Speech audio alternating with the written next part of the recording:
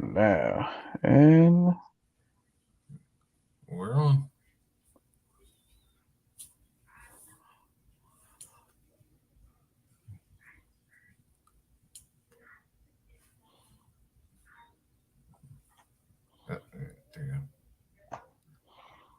There you here we go. go.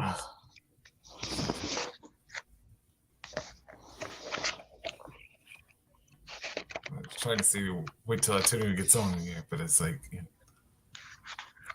Anyway, what's up, y'all?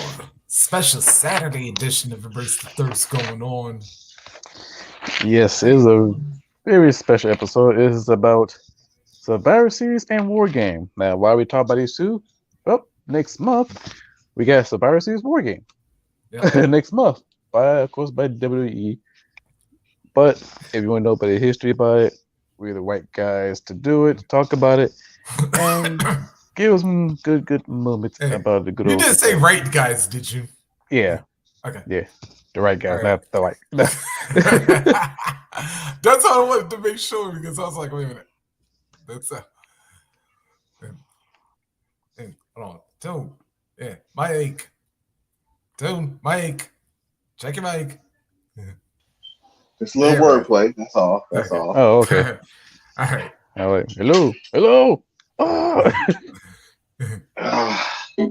Man, I tell you, Survivor Series, War Games, two of my favorite events, and now they're being combined into one.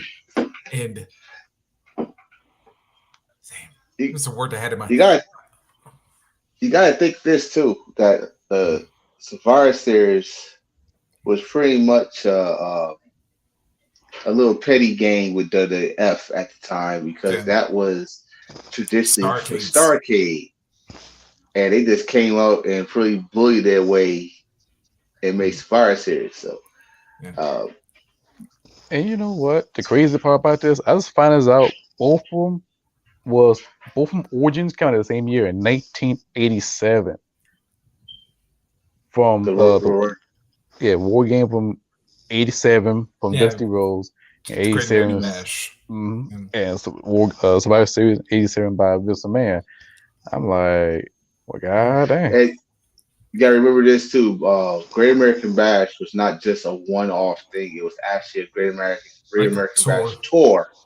So they constantly was doing war games almost every freaking night. To the point that I think JJ Dillon got hurt. He had a separated shoulder from one of those war games. But every night it seemed like it started with the same guy, Arn Anderson. It was like he started all. So yeah. And he's like the Iron Man in war games. Yeah, man. So let's see if I can pull up the match history. Yeah, like it started actually Independence Day '87, the very first War Games in its Survivor Series, of course, Thanksgiving night '87. And how coincidental is this? That this year's Survivor Series would be on the exact date that it happened back on '87. I think that is actually great. Like honestly, if you think about it, that means if you say 87, if you do the math, years. 35 years from the concept of Survivor Series and War Games, and the fact that both of them going to be on War Games will debut on the main roster as Survivor Series, with both of them started in 35 years ago. That's crazy. And also you got to think this here. Between the two of them, the show and the match, we got numbers of Hall of Famers in the show and the match, or the main event of Survivor Series, or memorable moments or debuts. And then you got the stories, which honestly, it started off with the Four Horsemen. Like that's what War Games like. We got to teach these four horsemen a lesson, and it went off to there. I think what I love about War Games, it was so different that no one thought about like elimination style double ring cage match, except for the crazy nut named Virgil Reynolds, aka Dusty Rhodes.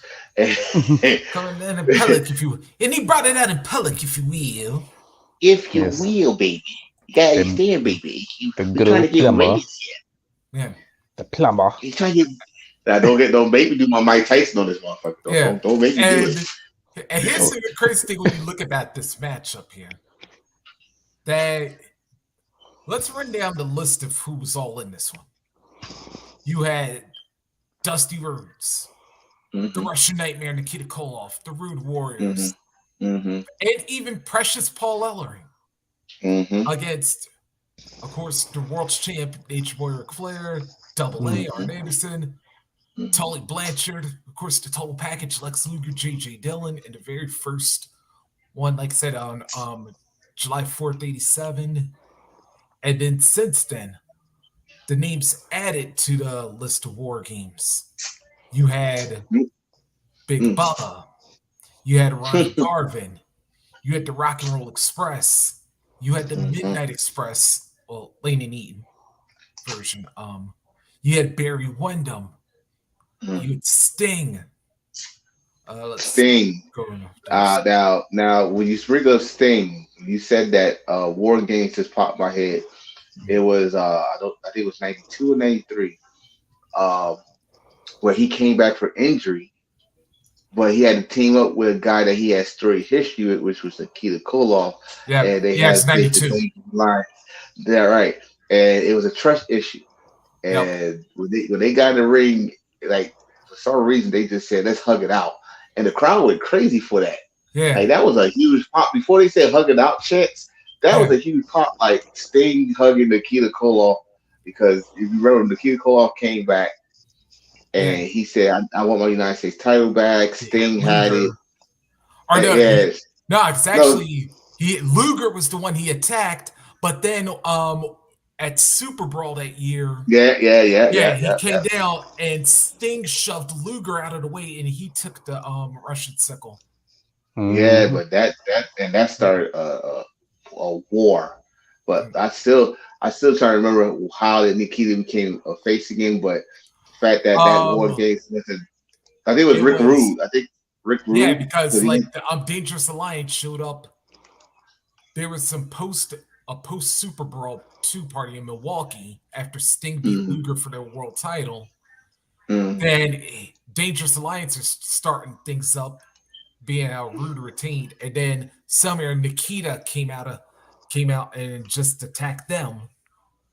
But Sting was still a little bit leery about it. Yeah, next to Nikita, I did not know that was a regular white dude. I thought that he was really Russian all these years. But he was. Right. So it was the War Games to me. Now if we stick on the War Games situation, because we're gonna get the surprises is the whole show by itself. So we got War Games the match.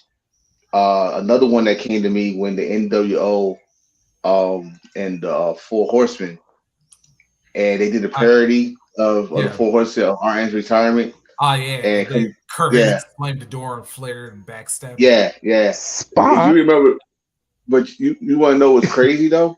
If you remember, it's not that War Game you remember, it's the night after. Because Tony Schiavone, I think Tony Schiavone did the most realist shit I ever seen him do in before that time. He walked off. I remember that. He walked off the set. He was like a really emotional. He couldn't do the show. And Larry Zbyszko said, "Hey, you could do it." He's like, "No, I can't. Because you got to remember who got Tony Schiavone. Yeah, who got Schiavone the job? It was Flair.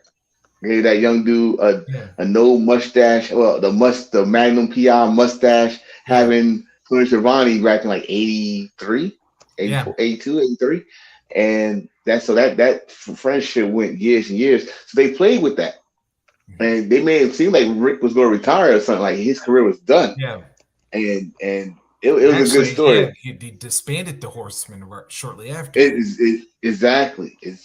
Like you got the original gang who did all the trouble. got booted out by the new gang in town, which was the NWO.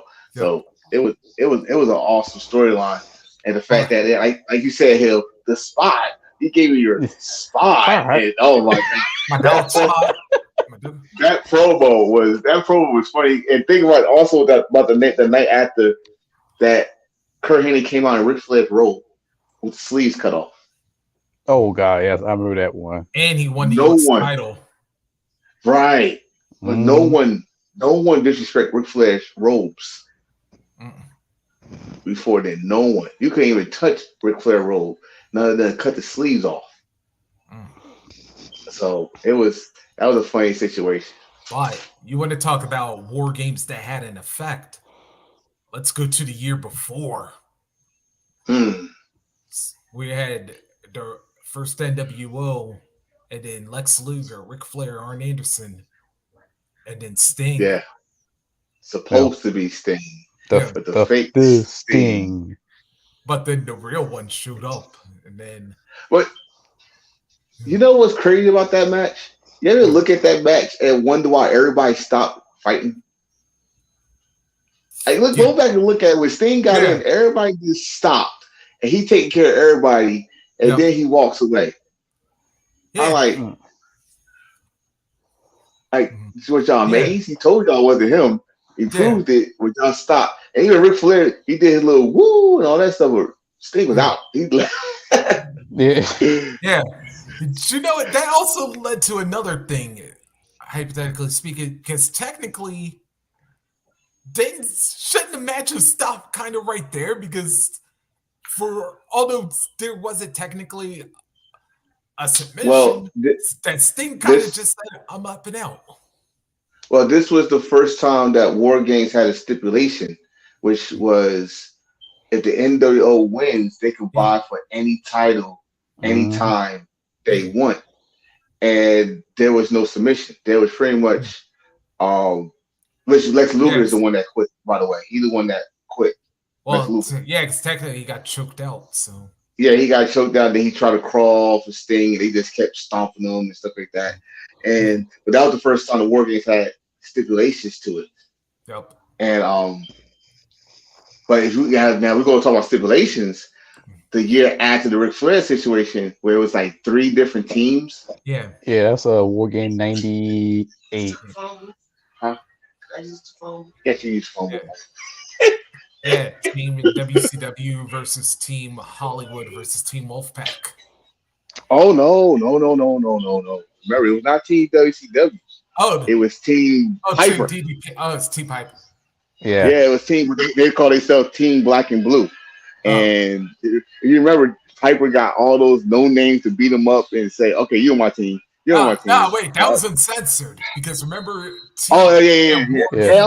was DDP, Piper, and Warrior. Okay, and Warrior did. That's when we found out British Bulldog hurt his back off that secret door. Oh yeah. I got that. But still, with Piper, it was crazy because I think DDP won somehow. I don't know how the stipulation was that he won. And he got title match against Goldberg. Because he pinned Stevie Ray after the Diamond Cutter. Right, but again, like this is War Games, so a pin don't mean shit. No, this is the first time because that's the only time that until the NXT War Games that they allowed that it was allowed a pin to go with the submission.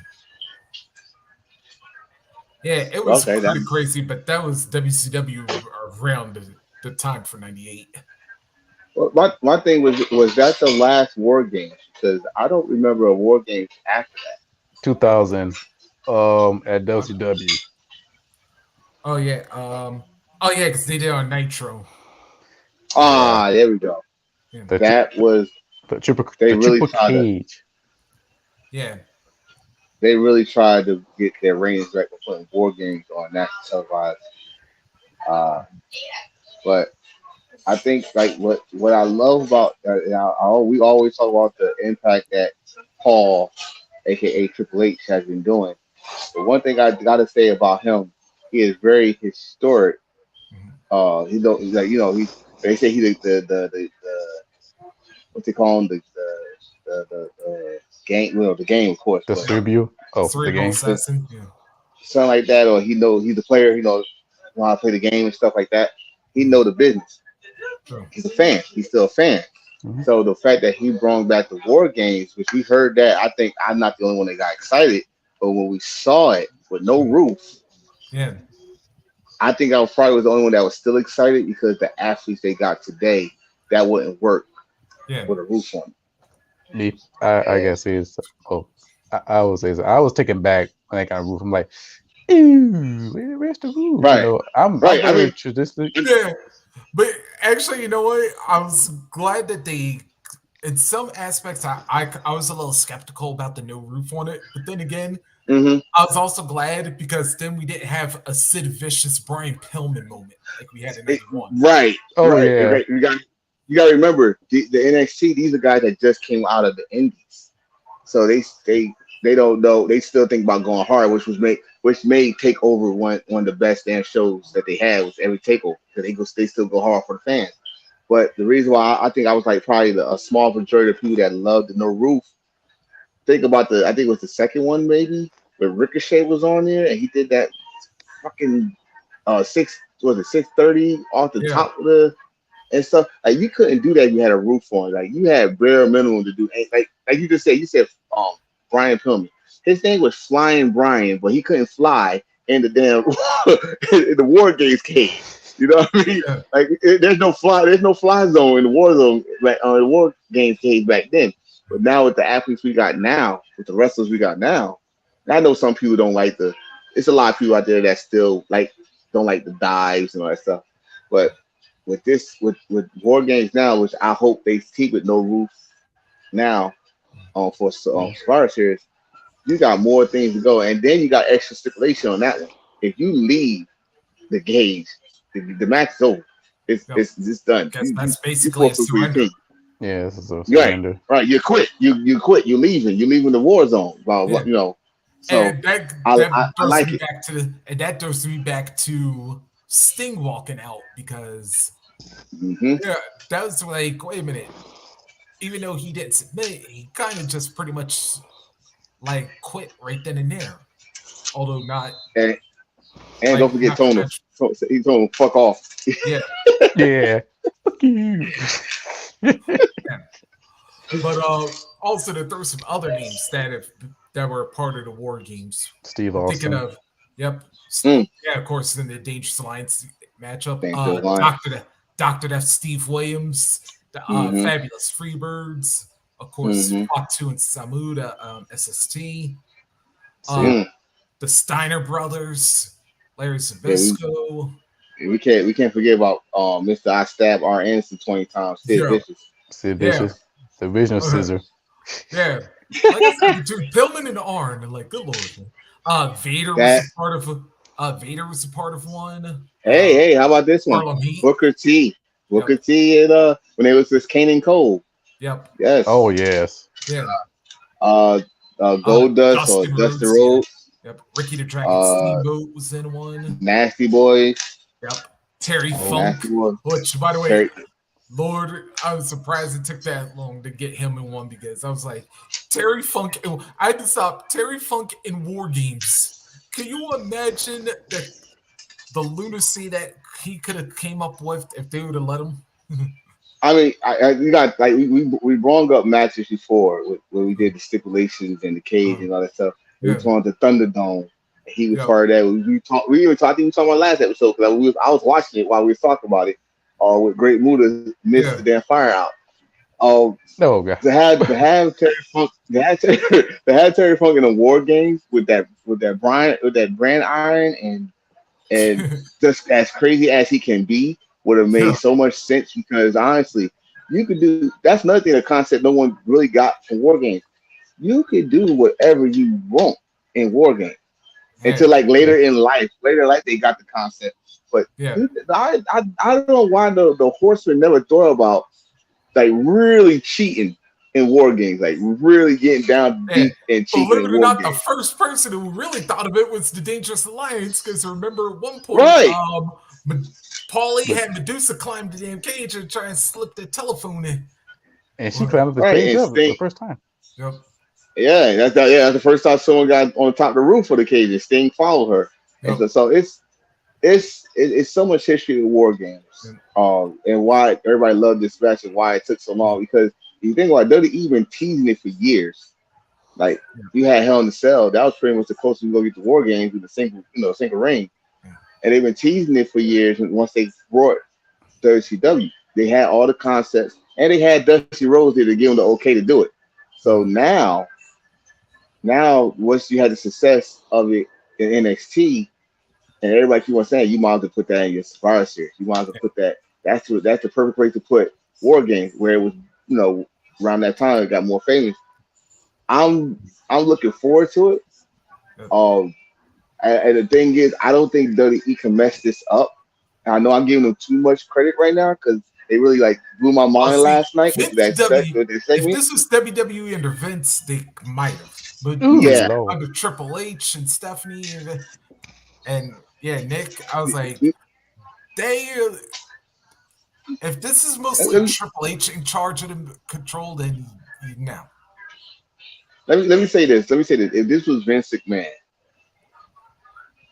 I would have 30-70%, 30-70 ratio on this. You probably had the right people on it, but you're gonna have the wrong outcome. You know what I mean? He gonna put the right people into place, but he's gonna have the wrong outcome. Probably say, watch this. He'll probably have the WWE or the Bloodline in there, and that'd be a way for Austin Theory to cash in. Right? It would have made sense. But at the same time, that's not the outcome we want. We want a defiant winner and end the night with that. So, but with Triple H, he got options now. And I mean, he got options. I mean, you got the Bloodline, you got other factions that you developing. We don't even know if this Wyatt 6 thing is real or not, or it's just one man with 6 personalities, which I don't know. But you got options, and you got not just one, you got 2 war games. Yep. So don't forget about the women. Yeah, don't forget about the ladies. And they had a wild couple ones too these past couple years. Especially EO was involved. Oh man, EO. Don't forget the Rhea Ripley and Kansas was by themselves, and they won. When Dakota Kai attacked Tegan Knox before she got out, and then one of the best heel turns. Kaylee Ray I'm gonna give Dakota Kai this. That was one of the best heel turns, female wise. Yep. I ain't gonna say that it's the best. I say it's one of the best. I'm gonna say in a top 10 of the females turning heel that you didn't see coming, even though we kind of did see it coming, but it was one of the best, and it happened at War Games, and it was great. Like we didn't think she had it in her. She was so bubblegum and all this stuff. We didn't think she had it in her. She did it. You call that honestly, you know she was bubblegum. She was a little pink hair and smiling all the time with the pigtails. But when she did it, it had change. I mean, that was awesome. That's an awesome turn. But it also helped at the same time. It helped Rhea Ripley. Yep. Yes. Rhea Ripley became a beast, and then don't get me wrong. We all messed up with Vince. We all messed with Vince and what he did. But right now, these are people that I can see in War Games, and it seems like they probably building that way too. Because, like I said last night, you probably could see Ronda Rousey in War Games with Shayna Baszler. Yep. You could possibly see Rhea Ripley because these are the women that's getting beast mode right now. Yep. I don't know about Damage Control, of course, because they running shit right now. And then you got your top face, which also might be the return of the man because she looked kind of good right now. If you saw the pictures from Shayna's wedding. The wedding, yeah. Right, and you hear these rumors of. We already saw Emma last night. You can hear these rumors of Chelsea Green. You hear these rumors of Tegan Knox. Yep. So you're building up at least a face lineup, and you got a good heel lineup. So and then you might have a surprise moment. Right, right there. Who's the mystery? There may be a queen who may be ready to return as well. Charlotte. Yeah, and she likes being a part of firsts. Yeah. But see, this is the thing. Not to mention, Shida still got unfinished business. Well, see, I'm not gonna say this. I mean, I am gonna say it, but I'm not playing. I'm not playing. I heard it's some. It's not a but 100%. right. But can you imagine if that's the day, if it happens, that Mercedes and Naomi show up? Hell no. The reason I say that because they're having too much fun, and plus I see Mercedes training in Mexico, and Trinity, she doing her thing. So no. Trinity was up here in New York while I was up here. She was at the way. She over here doing the damn bike ride in New York and stuff and shit. And I can't catch it. They move. They pedal fast in New York. You know, they get robbed in New York. You know, they pedal fast. Pedal. I'm yeah. talking about. Yeah, you know. No, she. The guy on the bike and she's in the carrier. He's chauffeuring her around Times Square. I can't catch them. They sniff before they pedal like they fast. You got excuse me, ain't you got connection? Call some connection, roadblock somebody. Listen. Oh no, you try that up in New York, yeah. I watch Law and Order SVU. Yeah. You're gonna line up looking like the opening scene as somebody on SVU. Hey, yeah, you gonna talk like this. Talk out loud. You like tape, whole nine. You stop their money if you want to. They're gonna run you over, then they're gonna stop at the red light, come off, and kick your ass. So I'm not happy. I'm not doing it. But I mean it's options right now for war games. And I honestly can't wait for it. But you know what? I am gonna say this. I gotta name the other companies that attempt or are doing war games but not calling it war games. MLW did a war games not that long ago. TNA, of course, Lockdown. TNA, Lethal Lockdown. Let's not forget AEW Blood and Guts. You know, people like. You know what? The only Blood and Guts I think they had a problem with, of course, was when Pinnacle versus and how that ended. But it still was a good match. Like I said, war games. To me, and they kept the tradition of war games because they made a star. Yep. Sammy Guevara was a star of that. He was the MVP of that on Blood and Guts. TCW. You said CZW? CZW? I know what you're talking about. Yeah. Or what was that one they had? The war against Ring of Honor? Yeah, but I remember the match you're talking about though, because Claudio was in that one and Joe. Yeah. And XPW, they had their own version as well. XPW, they had it's a 2-ring. They had one cage was half, and the other cage was full. So it was like a half open, like a can. XPW. I think I had a DVD. Like an open crab cage. Open crab cage. Yeah. But they got a budget, so it was terrible. But good match, but it was budget. Oh, well.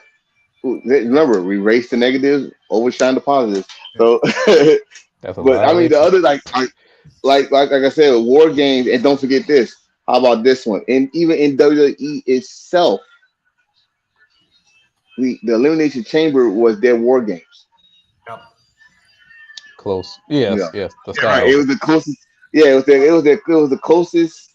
It was the closest war games they had before they thought about bringing war games to WWE. Yeah.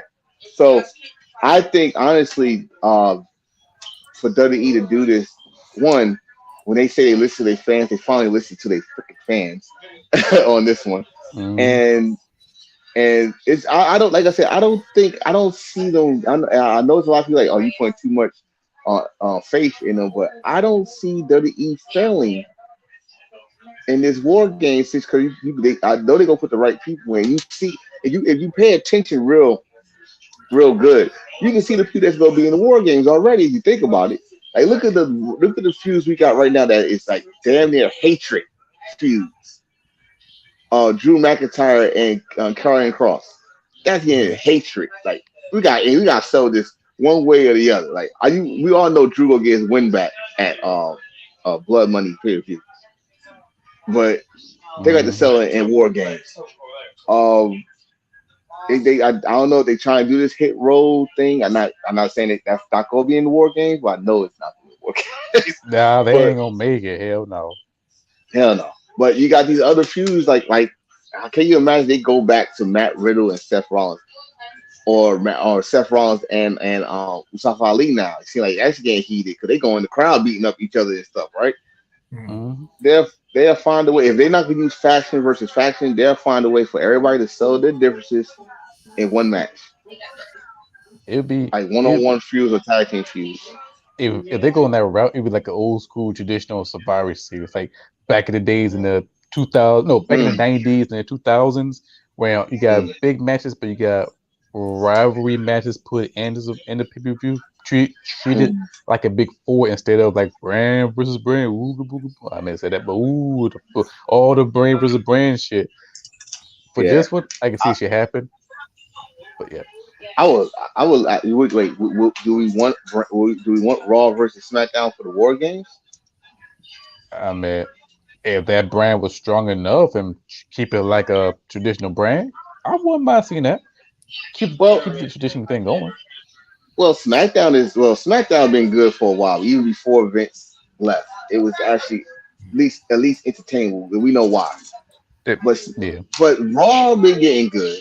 Especially we getting. I don't know how many times we've been begging for Brock Lesnar and Bobby Lashley. I think this was the third match they're gonna be in this year, fourth match or something. That's gonna have Brock and Bobby and stuff. So Raw has been doing good. I guess they're gonna keep on doing that.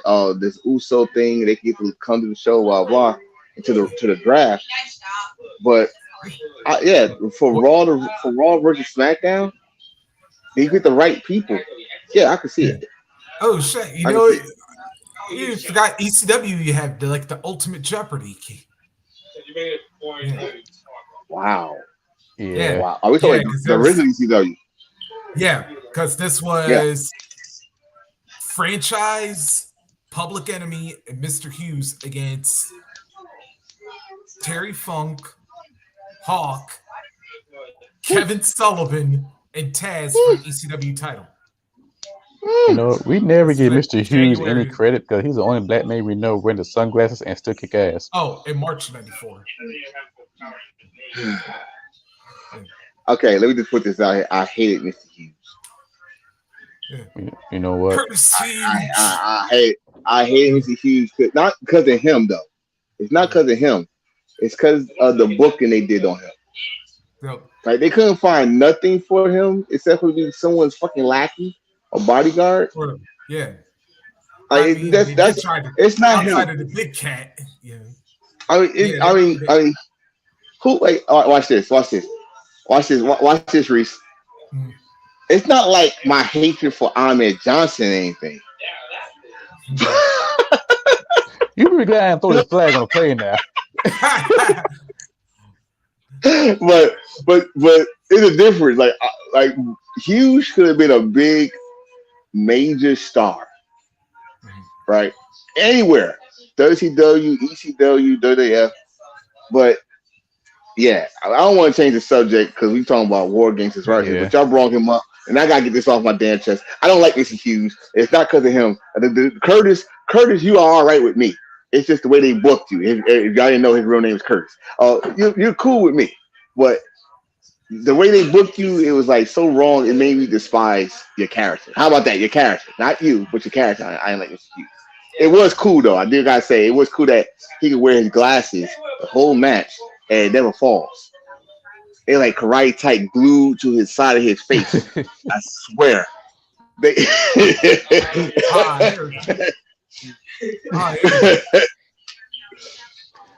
Which one of y'all brought up? Which show bring up earlier?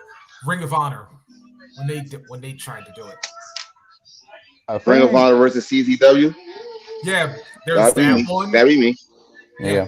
There was that one. There's also one. It was Steel Cage Warfare was what they called their version. And they also had the Embassy against talk about this one for a throwback. Generation Next. Wow. Okay. You said the Embassy first of all. First of all, you said the Embassy and what we got going on in AEW Ring of Honor. Yeah. You said Embassy. Good Lord. Beefy boys. They've been around that. They've been around that long. a lot of beefy boys on that show now. But I mean, I honestly, if you think about like we stuck on War Games right now, but War Games, the match itself saved a lot of terrible shows. I mean, like if you put like the Fall Brawl as the whole entire show, I think to be honest, the best ones was War Game '97. Just the stack of cards from top to bottom, and you enjoyed it. The year before that, '96 was pretty good. I would say the worst. Wait, 97 is 97 is not the one that had the 4 horsemen against NWO. Yeah, that was 97. Yeah. Okay, yeah, right. That was even 93's card was kind of right too, because 93 card put up with the Shockmaster, but still, though, you had Steamboat and Regal for the TV title. You had Flair and Rude for the international world title. And by the way, I think I brought this up in a previous episode, but damn it, if any person could out-womanize Ric Flair, Ravishing Rick Rude did it, because he had them damn Fifi tights on. Man, you are opening up old wounds tonight. I see that right now. I used to get trashed for saying stuff like that. I said, yo, if anybody that could take Ric Flair women, it's gonna be Rick Rude. They're like, no, you must didn't see what he did to Jake the Snake's wife. Rick Rude gonna take Fifi. He's gonna take Fifi. So he took Fifi and put on his tights, and I like, man, that shit still work. Yeah, because I'm like, damn. As much as I remember, Flair always used to be bragging. I was like, damn. And the fact that somebody, because there was the interesting thing. I was like, who was going to do it to who first? Because I was like, Flair kind of between, but then they kind of made him the face eventually, but still. Well, yeah, you remember that's when he came back from WWF. Yeah, I just thought of something else too. Imagine if Medusa was still in WCW. Could you imagine Flair with a picture of Medusa on his tights? Oh God! Oh God, jeez. Rude. I would imagine Rude's reaction to that. You also got to remember who Medusa is. There's no womanizing Medusa. No. I'm gonna get your ass kicked. Yeah, there you go. You try that flirt stuff with Medusa, she'll kick you. Yeah, exactly. But I think the cards itself for Fall Brawl, especially '97. One of my favorite pay-per-views. That's why I just have to remember the year. Jericho, Eddie, Alex Wright, and Ultimo Dragon. The Giant versus Scott Norton. Giant versus Scott Norton. Scott Hall and Macho Man against DDP and Lex Luger. Yep. Steiner Brothers against the Harlem Knights, because I still remember that shit. I remember that Sweet Chin Music Booker game on Scott Steiner where he flew over the roof. I was like, God damn! Booker T kicked Scott Steiner so hard. You remember how Jazz used to get tossed out the house of Freshers in Bel Air? Yeah. That's how I look in reverse, because you know he goes like this. Yeah, and fucking Scott was like, woo! It was. Remember, like. I know we kind of like clown Booker, but like Booker back then, yeah, especially when he used to do the jump in Harlem, quote unquote Harlem sidekick, yeah, he would put like that extra thrust into the. He kicked the leg, and it was like he kicked people like they the ones that put him in jail or something. I mean, he was kicking people like you the one snitched on me, ha, but let me put a little asterisk on this comment, because I know it's a lot of people either feel what I'm saying or that they not gonna like what I'm about to say. When it comes to Booker T, we're not gonna agree with some of the things he said. A lot of things he said, especially his latest things he said. Not this past, I guess you could say this past week. Yeah. But his wrestling, his profile, his resume speaks for itself. All right. Mm-hmm. So I know it's kind of hard because some of y'all old Hall of Famers out there, I hope y'all watch this podcast. Some of y'all old Hall of Famers get a podcast and y'all think, because y'all had a good resume in wrestling, y'all know what how to wherever y'all say goes. But Booker T, we mentioned him. Booker T was also in War Games too. Yes. And Booker T got that in his resume. Like he been in all types of matches. I probably think there's one match he has never been in, and that's Hell in a Cell. That's it. Yeah. And Booker saying he don't want to be in Hell in a Cell. Right. He was in Elimination Chamber. He was in Money in the Bank. He was in Lethal Lockdown. He was in, but he was not going. Countless Royal Rumbles, countless Survivor Series. Hell, he was in the Champions of Champions match. Yep. But he was not being Hell in a Cell. But he was in War Games. Yeah, that's close enough. Man, So that's like I would say War Games would be a lot worse than Hell in a Cell. Right, like you got 2 rings, you got the flyover, and the roof in the head is this close. Like you standing up, the roof's like right here. Yeah. Like, so you try to pick somebody up, they had already broke the roof. Unless you said Vicious or Vader. Oh God. Let me say this about Vader. At least Vader was kind enough not to lift your ass all the way up and then spike you on your head. He made sure your back was flat and let you land that way. Sid Vicious was really vicious. I don't know how he didn't get fired for there to kill Fire Brian before. Never mind, because we're gonna get censored for what I want to say.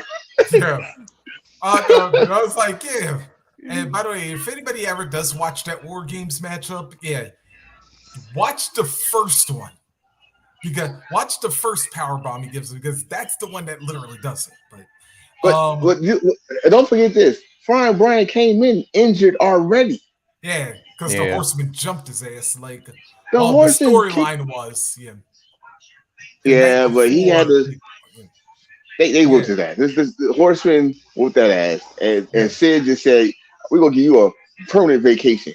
Land on your head, bam." And not like how Kevin Nash did Big Show. He kneeled when he did it. He powered on and drove them on his neck. Yeah, that was come accident. On, dude. That was an accident. My ass. He powerballed him and drove his head. Like he didn't let go. He just kept going with him. Like, all right, you're gonna land on your neck. I just letting you know you about to have a permanent vacation. Like, come on, man. Like Sid was, and remember, this is Sid that came from the Skyscrapers. Yeah. And went straight to the Four Horsemen without no hesitation. No one didn't think about it. Like, he's the next Four Horseman. We need a big guy. He did not. I hate to say it, but I'm going to say it. He did not fit the mold of the Four Horsemen. He could be the enforcer or a bodyguard of the Four Horsemen. Your enforcer name is Arn Anderson. Yeah. Okay. Your enforcer name is Arn Anderson. You know what? I would have partially said Sid would have fit, because for this reason. Because his at least until Elegante came into the picture, that Sid's physical presence actually allowed the Horsemen to be able to do more shit than they normally had in the past. Because I was like, but this is my problem with that. When they took the original Four Horsemen, Ole Anderson out, and they put Lex in there, you had to work with Lex. They had time to work with Lex. They didn't have time to work with Sid. You gotta remember Sid. Like I said, Sid came from Skyscrapers with Dan Spivey, who they really wanted on the Four Horsemen. Yeah. Sid looked so out of place that you got these dudes looking like corporate America, and he got this button up from Walmart on with no shirt on and this damn gold necklace that probably turned green around his neck and stuff, with the fucked up mullet, with the curly afro mullet. And I mean, don't get me wrong, the presence is always there with Sid. We're not talking about Sid. We ain't talking about Psycho Sid. We're talking about Sid, right? Sid Vicious at this time. He was green as fuck. But by the time he got to WF as Sid Justice, he was already well-tuned, and he know how to be a badass, he know how to be he know how to be a face, but he know how to be a heel, right? So I just never saw him as a Four Horseman. I think Arn Anderson didn't see him as a Four Horseman either. That's what got him stabbed 20 times. But it's like I'll tell you this: Paul Roma fit the mold of the Four Horsemen better than Sid Vicious. Hell, Kendall Windham fit the role of a Four Horseman better than Sid Vicious. Even though he wasn't. God rest his soul. Yeah. You know, so it's things like that. But the Four Horsemen to me, if you go, they are how the Undisputed Era was for the new War Games. The Four Horsemen was that guaranteed team for the War Games. In fact, I think the Four Horsemen probably was in the most War Games. Probably right next to the Undisputed Era. Or even. Yeah. You know. So they had to find someone. But they had to find someone for Undisputed Era. So 7, 8, 9, 10. Yeah, because I gotta also count the tours too. Oh yeah, you got those tours. 14, 15, 16. Those tours itself probably the most anybody been in War Games. Yep. The tour itself was it.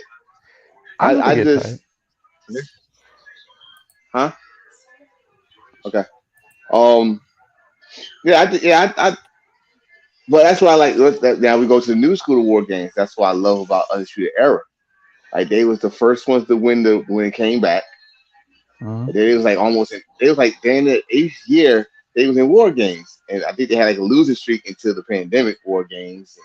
And they beat Pat McAfee and But I think that was it. That was it for them. Yeah. And then actually, can I actually give McAfee some credit on this one, because I know as much as like Pat was just pretty much a newcomer in the ring, but for him to be able to freaking do a swanton off the top of the cage, and this, mind you, was only his second official match he had.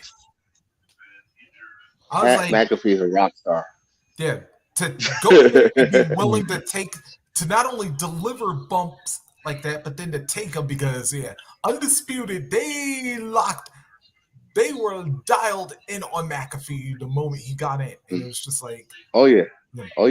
You know what? I'm going to say something though about that, and I might quote one of our good buddies, Stefan.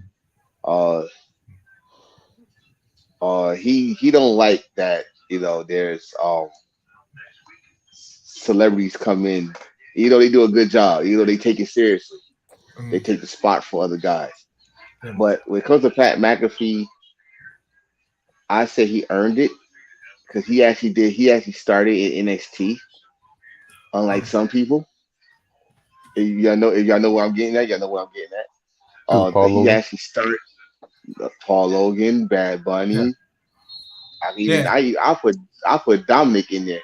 He actually started in NXT and learned the WWE, well, the Triple H way anyway, before they changed it. You got to be this, that, and you got to be doing this and that. And you think about it, kind of helped him got the job in WWE. Yeah, and then again, speaking of, so we're keeping on NXT. Let's remember that the first one that they did, had a little bit of a throwback when Authors of Pain, who by the way managed at the time by Paul Ellering, and don't forget Roger Strong with their partner. Yep, and then of course taking on Sanity and Undisputed when it was just Red Dragon and Adam Cole. That one I really truly enjoyed. I think the first one's always been a good one, because you remember all the moments and everybody had their own spots. And I think that's the one. I think Undisputed Era. Yeah, they won. They won. Yeah, because I think they beat Roddy for this, if I'm not mistaken. I think so. But you know what? I think I say this, and I know it's probably Eric Young. Okay, Eric Young. I think it was the last one. Was it the last one? I'm not sure. No, it was that time when NXT was trying to get into Survivor Series, right? Yeah. My favorite one is when Kevin Owens came back. That's because Yeah. the pop that came out, because no one expects somebody from the main roster, Yeah. and especially Kevin Owens, to come out and help beat the Undisputed Era. Ciampa, Keith Lee, and Takeover. Yeah. Remember, this is right before the pandemic. This is like the year before the pandemic, and that he came out, and it came out with the old gear, the NXT gear. Yeah. And actually, you're right. It was before that Survivor Series. Mm-hmm. Yeah, because if you remember, that started out the whole Monday Night Messiah storyline and all that stuff. But it was like I love that one, and I also love the Undisputed Era against Ricochet, Pete Dunne, and Viking Raiders or War Machine. War Raiders. War Raiders. Which they're coming back soon. I think y'all heard me when I said Raid. I can't wait for that. Yeah, speaking of which, Pete Dunne's another person who's tailor-made for War Games, especially considering now he gets snap fingers, without no rules. And you know what? Shout out to Pete Dunne. Shout out to Pete Dunne, because we all knocked him for that Butch name. Yeah. Let's get real. We all knocked him for that Butch name, and him being like a little short leprechaun going crazy and stuff. And he stuck in there, stuck with his guns, and they one of the hottest teams right now. Him and Ridge. You know, I still don't like the big bitch, but you know why. You know why. Yeah. But he's improving. How about that? I give him that. Yeah. He's now on my Honore level of hatred. So there you go. But excuse me. But but so Butch, I'm getting used to the name Butch, so I'm gonna say it. Yep. Butch, Pete Dunne Butch, or Pete Butch Dunne. Let's just combine all of them on the cruiserweight. He's definitely fit for War Games, and that's why I love that we can do this now, because next month is War Games. Yep. Who do we see is a perfect fit for War Games right now in the main roster? I can see Johnny Gargano. I can see Austin Theory. I can see like Bobby Lashley or Walter. Brock Lesnar. That would be the perfect person. You know what? I would say this, like, more than likely it's going to be all right, so if you had the bloodline, I would combine 5 people against them.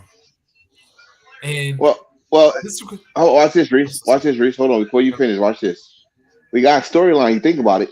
Who injured Sheamus before? Even though he was going to get married. You mentioned 3 of the people. Yeah, that was 3 of the people I was going to mention. Now you got those 3, right? Yep. You got those 3. You still got Sammy. Kevin Owens trying to get his best friend. That's 4, because I was going to jump the Raw too. Now, this way it get tricky, because are we going to just jump boost Bray Wyatt in that spot, or are we going to put somebody? I don't know. I ain't gonna say no damn Paul London or anything. No. Or no Paul Logan or anything. Or Logan Paul or everything. No. But who would you? Who is hot enough besides Seth Rollins? Who is hot enough as a face to go in there and face Roman and the Bloodline? There's got to be a tag team. Now, because I'm thinking Sheamus will be back by then. So really, you got 4 right there. Because if you do Brawling Brutes and KO, you'll have 4 to 5. Or you could do this. You could do a switcheroo. Everybody think the Bloodline is going to turn on Sammy. Yep. So it could be a 4-on-4 instead of 5-on-5. Have Sammy get taken out. Yeah. They Sammy wanted his revenge. Him and Kevin Owens get back. Yeah. Or Sammy teams up with Sheamus and say what's the name? The Brawling Bruisers, whatever. Yeah. and that'd be 4-on-4. Yep. I can't see. Now, because the reason I said that, I just thought this rumorville is like getting hot these days, and Fatu name keep on getting bringed up with WWE. I don't know why. Yeah, it keep on coming up, but every time it keep on coming up. And think about it, another son of Rikishi.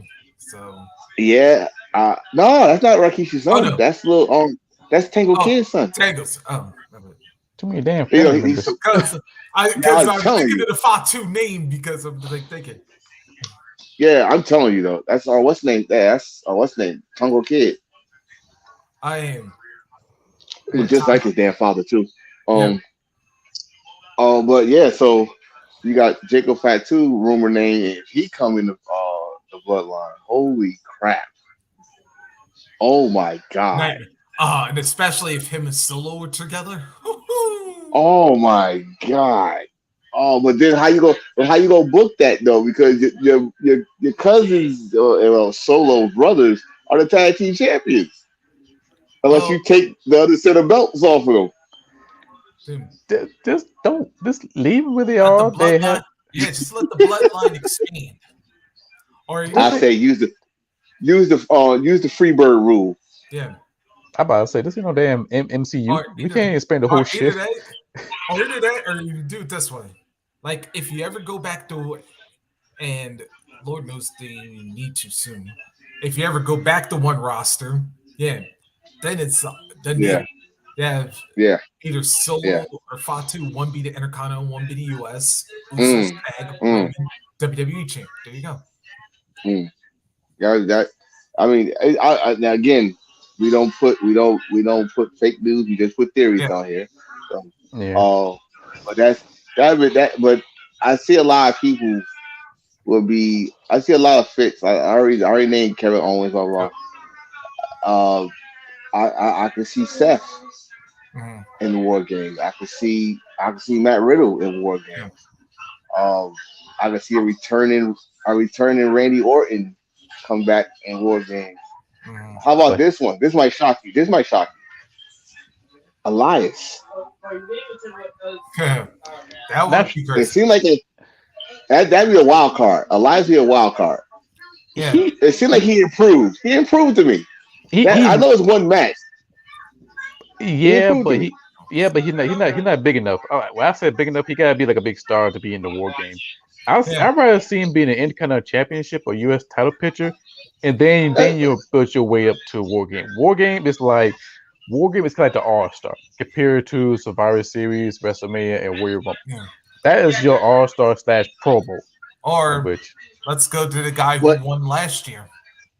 Put Braun as your wild card.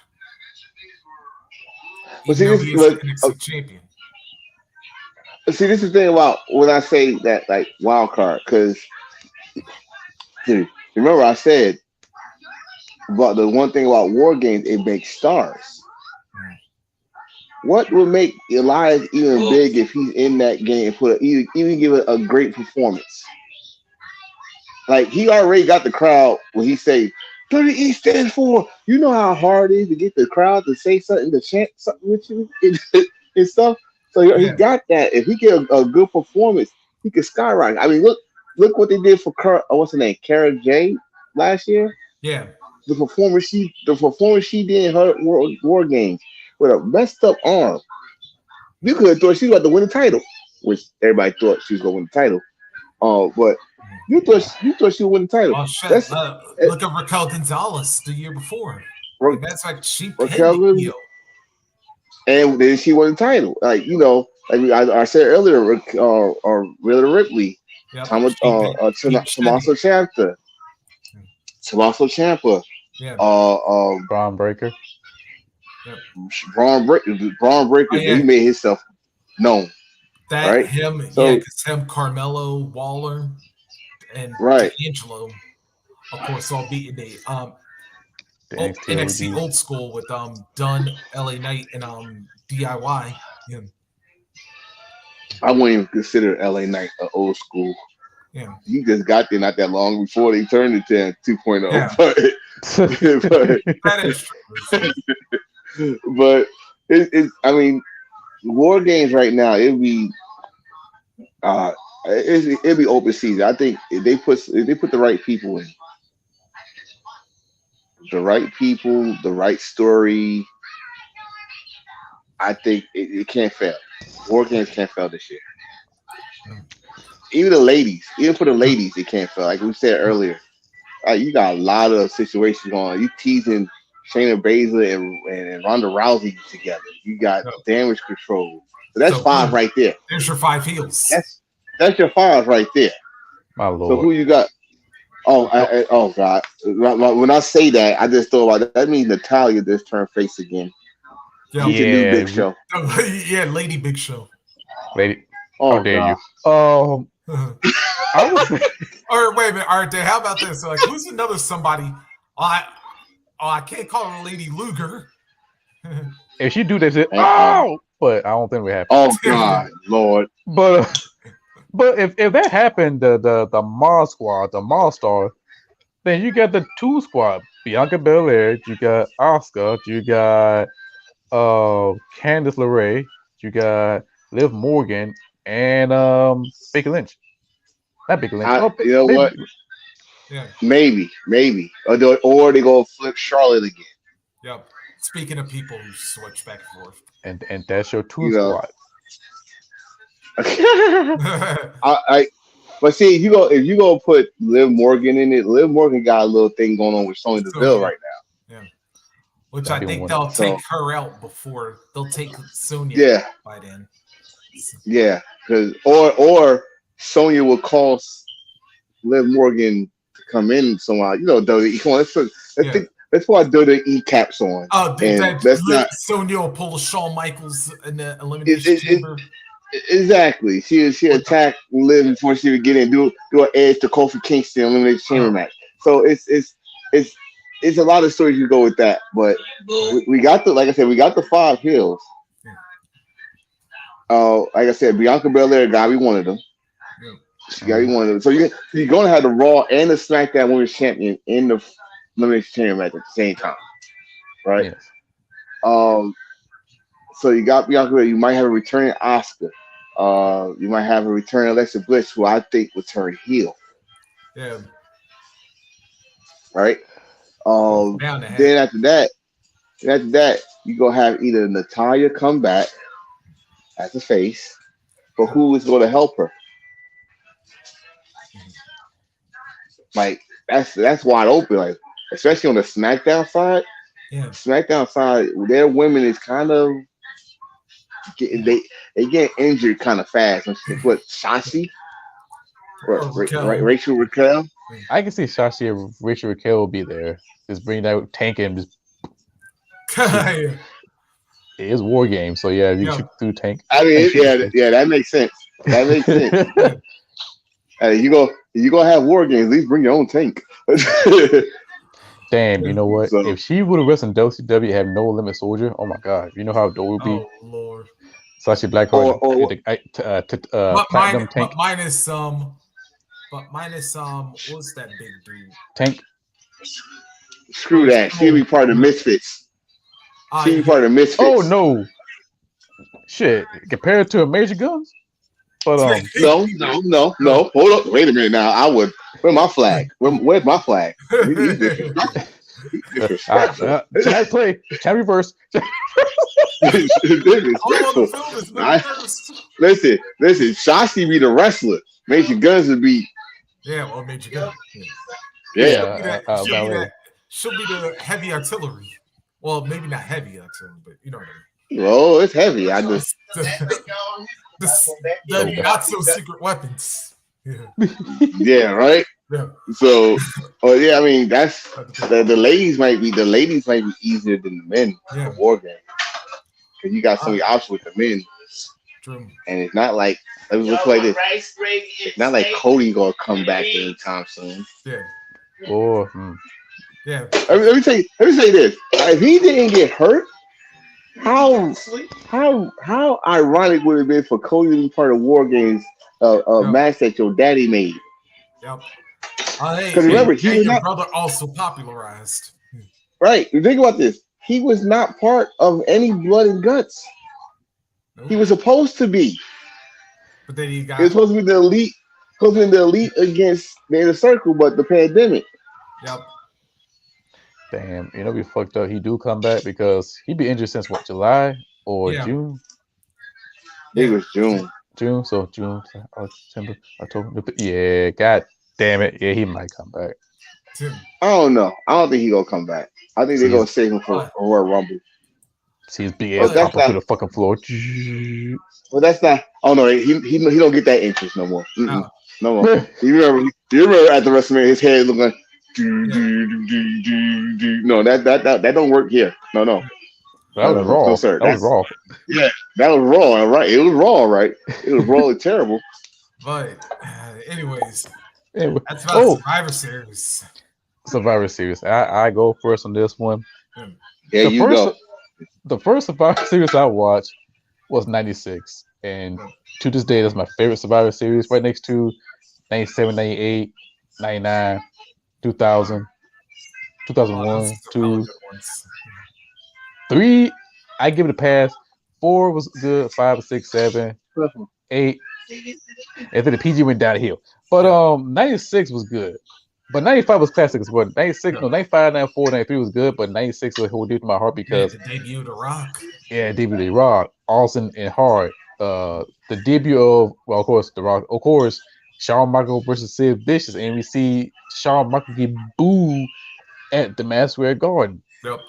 That was the first. I think that was the first when crowds start taking over WWE shows. Oh no! No, it happened. No. Well, it happened in your house. Yeah, it happened in your house shows. But I'm talking about because remember, I'm gonna say you gotta remember where they was at though. It was in Philadelphia. Yeah, that was ECW town.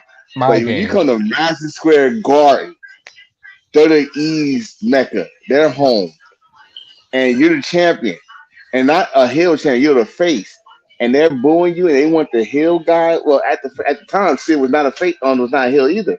He was I guess you call it now a tweener. Yeah.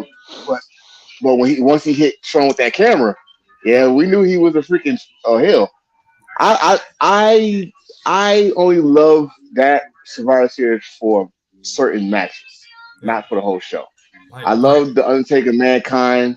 Paul Bearer in the Shark Tank. I love that. I love the Stone Cold Bret Hart match, of course, and of course the WWF title match. But if anything, my favorite Survivor Series as a whole. I know everybody mad about it, but screw you. 97. There was so much drama in that whole show. Yeah, Montreal. Like everybody that was Heart Foundation or Canadian, they lost. How? Owen lost. Yep. Brett lost. Team Canada lost, which before they were TNA, they lost in Canada. No, they lost. No, Bulldog was the survivor in that match. Oh, he got fired after that too, huh? All right. I definitely remember. That's how intense it was. But and that's not to mention that was that not Kane? Kane's in-ring debut against Mankind. Kane versus Mankind. Yep. I was like, yo, that is, and it's still talked about because of one moment. Yeah. But if you go back and watch that, like it was intense. That whole night was intense. And not to mention, you had the beginning of the Ken Shamrock versus The Rock feud. It's like, even though it was supposed to be nation start, but it was real. It really turned into Shamrock versus Rock. Yeah. Yeah. Oh, take it back over there. A hidden gem. This was also the pay-per-view debut of what would then become the New Age Outlaws. Yeah. Yeah. Oh God, that was terrible. Oh, he came with those fucking honky tonk pants. Oh God. Now, if I go with a Survivor Series that needs to be talked about, is two of them. They was back-to-back years. It was 2000. No, was it? No, I'm sorry, 2001 and 2002. Yeah. Wait, am I right? Am I right here? Oh, Elimination Chamber. End of the Alliance. And the India Alliance in the Elimination Chamber. Because the thing was the India Alliance thing, it had to be done. But I'm sorry. I like the whole summer of the Alliance versus WF. I know a lot of people didn't because it's not the stars that should have been there. But I liked it because they made some names that should got deserved what they supposed to get. You know, the real new blood got what they deserved. And then you got to remember the night after that Survivor Series, Vince McMahon was walling out that whole night. He had Kiss My Ass Club. Kiss My Ass Club. The return of Ric Flair. Stephanie out for like the first time. Right. Oh yeah, right. Oh, yeah. And then of course he reverted back to being a heel. Exactly. And then you got Kurt Angle and stuff. But it's like ready. Oh, okay. But yeah, the Ric Flair thing. Yeah, that right. Oh my God! Like when these came out in Charlotte, we're partners. Yeah, in Charlotte of all places. Yep. But and then you got the next year, what you said the debut of the Elimination Chamber match. Brock Lesnar's first loss. Big Show's first meaningful title win. Yep. All the titles that was on the line changed hands. Yeah, cruiserweight title change. The hardcore match. Won the title. Oh God, the first hardcore, first hardcore pay-per-view women's match, and Trish and Victoria did their thing. The Los Guerreros stole the victory. Hey, after all, they like to lie, cheat, and steal. Yes, and don't forget the debut of Scott Steiner. Yep. Oh my God, that was classic. Oh yeah, where he beat up Matt Hardy and Christopher Nowinski. Yeah. Right, and the return of the Dudley Boys. The Dudley Boys, and don't forget Jeff Hardy. Yep. Jeff Hardy did his swanton off. It was great and all, but a lot of people after that, like you said, the PG started taking over, and I really like as they started doing brand versus brand. Oh, then one extra thing we got to mention about that, going back to Survivor 2, how to help RVD, that damn frog splash, and Triple H still finished that damn match. On his throat. Yeah, I'll try to figure out how he did that, but I guess he's seen the video. If you look and listen to what Triple H said, it was his fault because he was too close. Yeah, he supposed to have been further over towards the center of the ring so RVD could come out and do the splash, but he was so close. RVD miscalculated. He landed. You look at it. He landed on his stomach, but his legs landed on Triple H's throat. Yep. And I was like, "That's crazy. That's crazy." But let's also say this: for the first, RVD was the star of that match. He was very creative in that match. But Kane. Kane is a fucking monster. He threw that poor Chris Jericho through the glass. Yeah. I didn't think Chris Jericho didn't deserve it. Yeah, I gotta say this also was like RVD was the star for the first half, but then I also gotta say Jericho's the star of the second half because like he went Iron Man in that one, and then plus indirectly, like he'll was getting ready to mention and Shawn Michaels, that was the beginning of theirs indirectly. Him in his pants. Oh God, don't mention that. Oh, you gonna mention that? Mention his weird haircut. Oh, okay, that was different. Sean said he hated that damn haircut, but yeah, but the fact that he came out with the incomplete tights, though, it was like. And in fact, if you look at them, you could not tell which one was H and which one was the K. Like it was. I like, what? Wait, are you wearing your pants in reverse? What the hell? You know, and it was doodle UPS colors. Yeah, Sean was better off like wearing one of his old outfits for that night. And remember, the next review, he learned his lesson. He brought back those WrestleMania 13 pants. I'm like, there you go. Now, there you go. All right. Old back saying now you're rocking long pants now. But right, all the good was the Survivor Series was good. Like the Rock and Roll era, or should I say the Hogan era. Yeah, that was your traditional Survivor Series. They got long ass reviews, but all Survivor Series was great. Then you look at the new generation Survivor Series. It just have a couple matches and then a couple traditional Survivor Series, and then you get of course the WWE Championship. Then you look at the Ruthless Aggression era. You have Raw versus SmackDown, or Team Captain versus this Team Captain. Can I throw back to the tail end of between Rock and Wrestling to the new generation? I was going to say when he said that, I got to throw Antonio's point. Shawn Michaels wasn't the first one who really got it, because remember Hogan in '91 when he fought the Undertaker? Remember who that crowd cheered for? The Undertaker. Yep. I was one of them because I was probably the only kid that was like, I ain't scared of his big zombie ass. I like it. His eyes rolled back, he had a Jerry curl afro going. This is before he strained his hair, people. Undertaker had a Jerry curl afro. And the Soul Glow edition. Yeah, the Soul Glow. But let me tell you one thing about the old school that I didn't like. Do y'all remember the tag team, the edition of the Survivor Series when it was 5 teams? Yeah. It was all over the ring. Yeah. But I will say the first one, I didn't like. But the second one, you had 2 memorable moments for that one. First, Rockets and the Brainbusters getting into that was the other. Because remember, the Rockets and Brainbusters feud got started off of that one. And then, when Mr. Fuji turned on Demolition, it got them and then he helped the Powers of Pain wind up winning and caused the double turn between them two. That was, in fact, I think that was my first ever tag team double turn I've ever seen in tag team. I seen the double turn with Jake and Honky Tonk Man, but I never saw a tag team that actually double turn.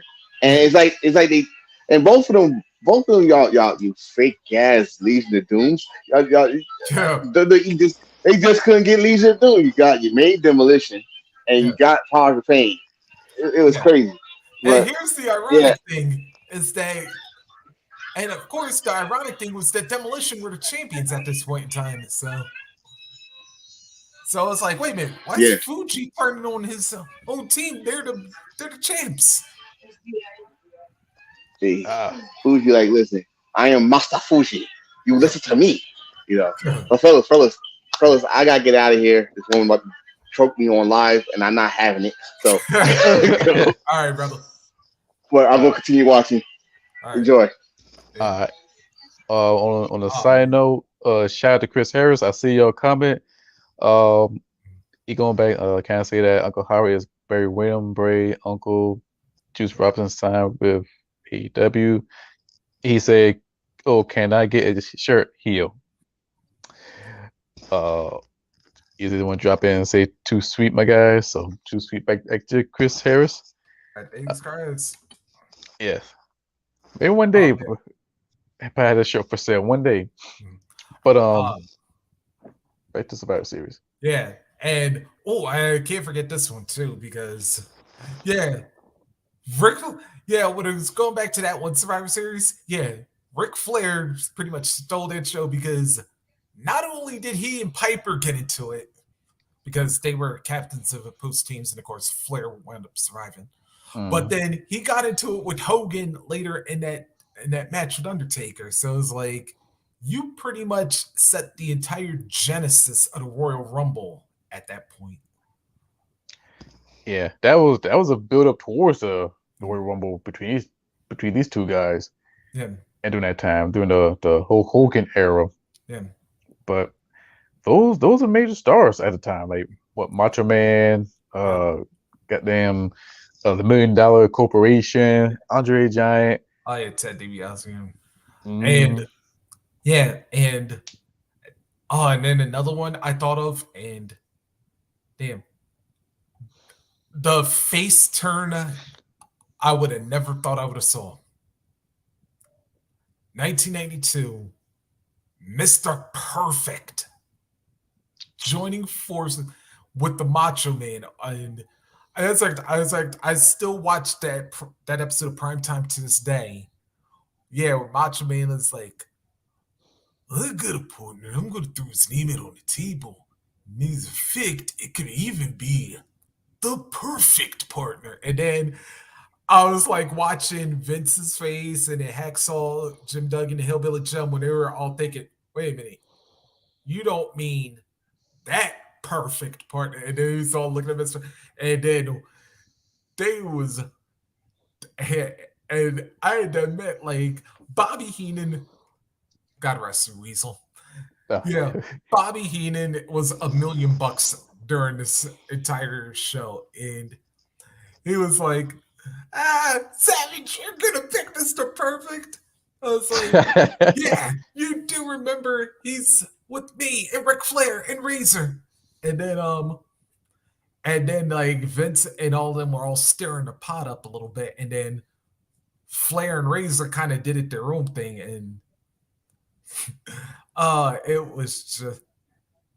But then the moment where he's like, I thought like the one moment where when Perfect actually made the decision, and then Bobby just flipped out when Perfect accepted it, and he smacked him. It is like, you know how like when Jay said, I ain't give a damn about what the Tribal Chief said last night, and then when Roman's head popped up, and then Jay was like, oh shit, what did I just say? Bobby Heenan had a similar look the moment he smacked Mr. Perfect. And it was like, and then Perfect grabbed Heenan by his tie. I was like, I'm sorry, I didn't mean it.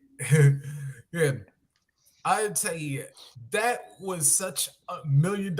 And then, of course, when they came back from the commercial for the final portion of the show, and then Ric Flair just threw like his traditional Ric Flair reaction.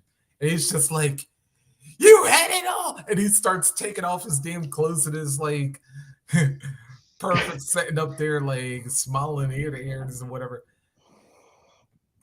That was such a like classic moment, dude. If you talk about a classic moment, I can think about Survivor Series 99.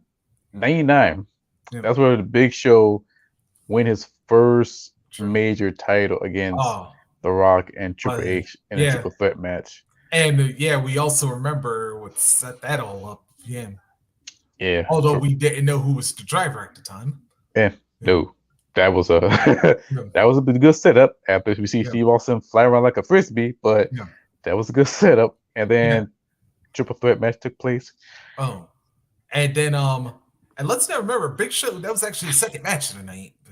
That part wasn't forgettable. But what I will say was memorable about 99 Survivor Series, China and Jericho in the Intercontinental title match, because that match I think doesn't get the credit it deserves. It's one of the hidden gems that people easily forget. They can remember China versus Jeff Jarrett, the household match. Yeah. But you gotta remember Chris Jericho and China, they put up a good championship match and a good rivalry from Survivor Series through Royal Rumble, all surrounded with the Intercontinental Championship, in which at the time the title was the centerpiece and prestige at the time during the Attitude Era. But they put up a good match in Survivor Series, and it was a good start, good build. And plus, Jericho was a good heel, and just China, she was a white hot babyface, and the fans was, connecting with them. But Jericho had different views, but still, fans like us, we still remember that match and part of the Survivor Series. And also, one extra thing about that, it was the debut of our Olympic hero. It's true. It's true. Yes, Kurt Angle, his debut match, and against who he fought? Sean Stasiak. Sean Stasiak. Yes. Debut, and then fast forward a year later, he was defending his WWF championship against The Undertaker. Yeah, a 10-year anniversary of the Dead Man. Yeah, and that's Yeah. Then of course, Yeah, then of course, yeah, what were some other good things about that one? Oh yeah, and then we also had The Rock versus Rikishi in that match too. Mm-hmm. Oh yeah, you got the last. I think it was the last pay-per-view appearance that the Radicals had together before they disbanded. And I think so. yeah. Oh yeah, and then of course, yeah, and then of course Stone Cold flipping out Triple H and yeah, yeah, Triple H was trying to run Austin over again, but Austin outsmarted him and lifted him up in that forklift. And, Then dropped it on his head, dropped it on his head. Yeah. Yeah, that was a good Survivor Series during the Attitude Era. Yeah. If we could pick something from the Ruthless Aggression, Yeah, I would have to say 04. 04 was special. Yeah. Because we see, of course, John Cena was a full-fledged babyface. Yeah. Carlito. Yeah. Then we see JBL, not JBL. Yeah, JBL. JBL was WWE champion. Yeah. And, yeah, that's why he's fighting Booker T, who just turned face again. Yeah. Speaking of somebody who goes through the Big Show movements. Yeah. Yeah, I'm going to give another hidden gem moment since we're talking about the Intercontinental title. Shelton Benjamin and Christian. That's another one. That's another classic Intercontinental Championship. Shelton Benjamin was great. Just newly crowned Intercontinental Champion at that point. Mm-hmm. Yeah, winning at Taboo Tuesday the previous month. Yes. And that was a good year too. Sure. Yeah. Intercontinental Champion. Yeah. And I also got to admit, and a personal gem for me. Yeah, Christian debuting Just Close Your Eyes theme. Oh, oh yeah, Christian came on them bangers back in the days. Yeah, the Captain Charisma. Yeah, and Matt, I gotta say this to yeah, thank you, Waterproof Blonde, for that theme because damn, I gotta admit, Just Close. I'm sorry, at that point, Christian should have definitely gone over at well, maybe not against the match against Benjamin, but like near the tail end of 05, he should have definitely gotten something because the crowd was riding with him in that match. And at that point. Yeah, I think that was his time, but he dipped out and somewhere else and got his shine on somewhere else and become the NWA World Champion. Mm-hmm. If you want to talk about some dope moments, shoot, let's talk about. Wait, actually, can we throw in also that main event between Team Orton and Team Triple H where the winner got to run Raw? Yes, that's one of the best ones because the stipulation was so great and had Bawl with Evolution. Mm-hmm. And the next day you see each and every member of Orton who won took a title shot against Triple H for the world title. Yep. And all of them failed. I don't know how they screwed that up, but all of them failed. Well, let's remember, let's remember that Vince is still in charge at this point. But but then again, oh wait, because actually not, because remember Triple H had that stipulation at that time that Orton couldn't get the title shot. Yeah. I remember that part. Yeah.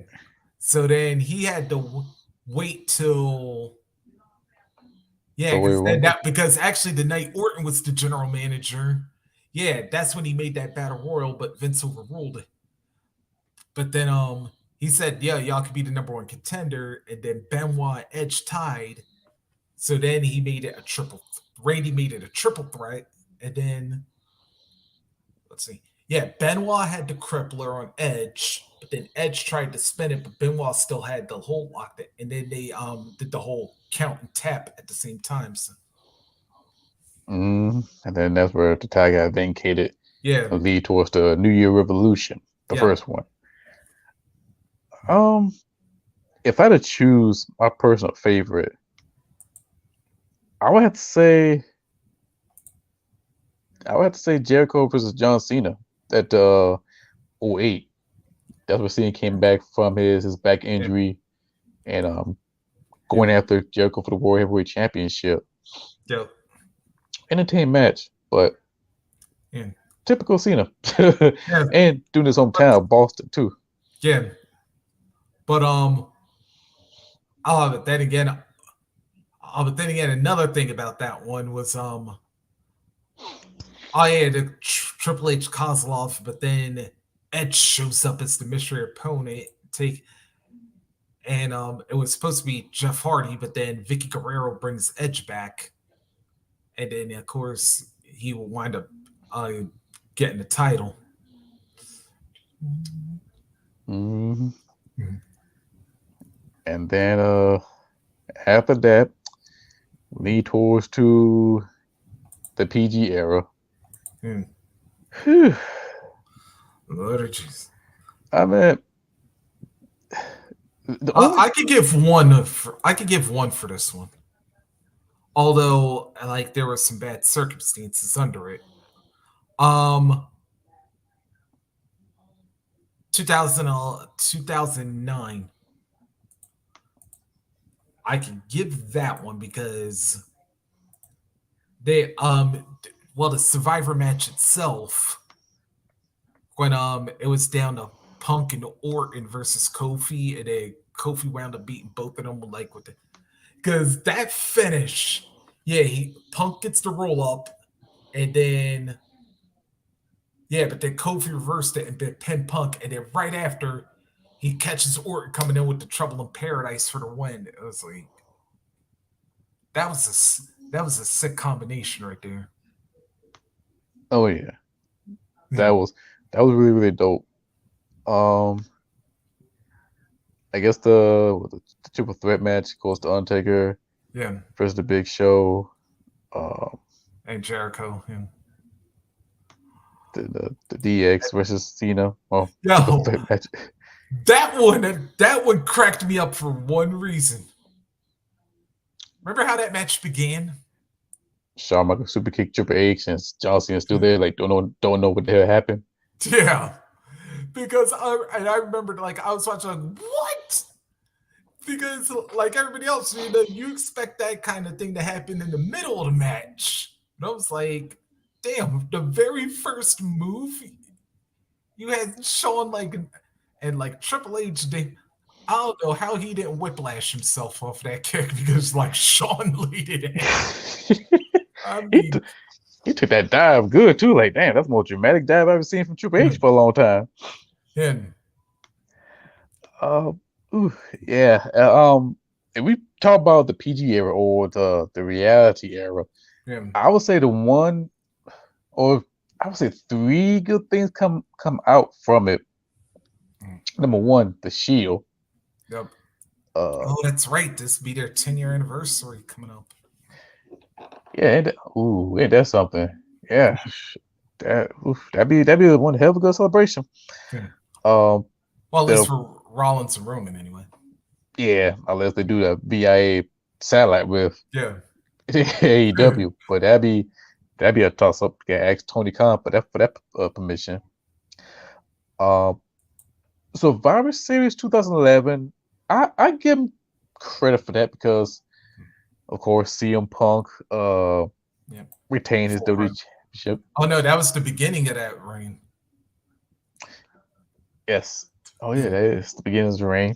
Yep. And shout out for him bringing out Howard Finkel to do the ring intro for that one. Oh yes, that was a good moment, and plus it was a great time to be a CM Punk fan back in the day.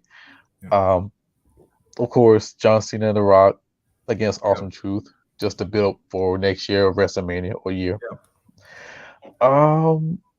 They did have a Survivor Series match.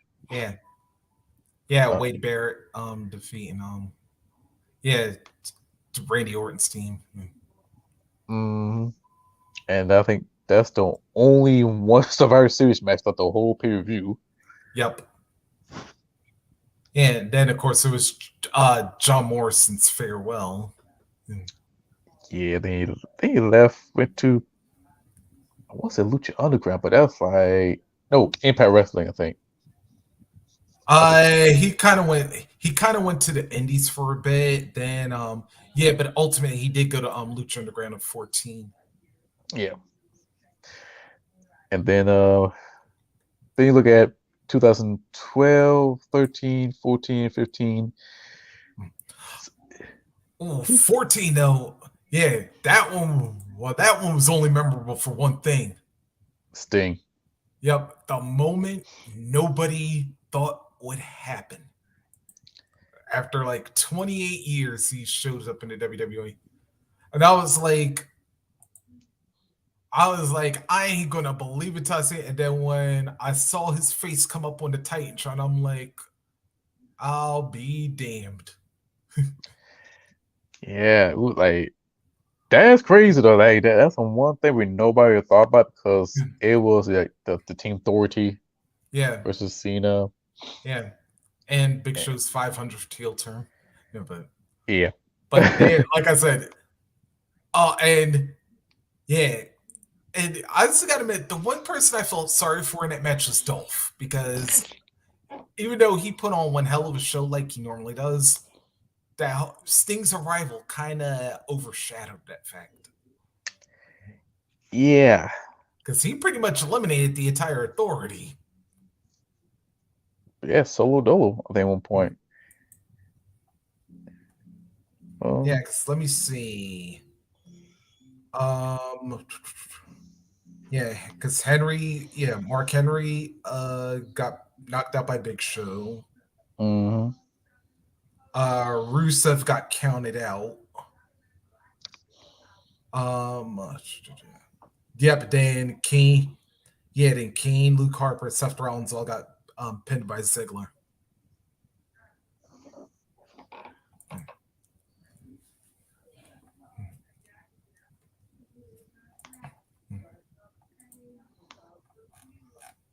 Let's see what else happened.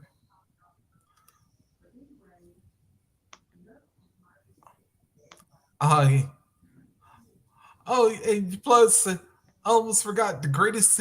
Yeah, probably one of the funniest tag team moments ever.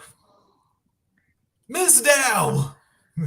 Oh god, yeah, that's one of the most entertaining tag team in WWE history.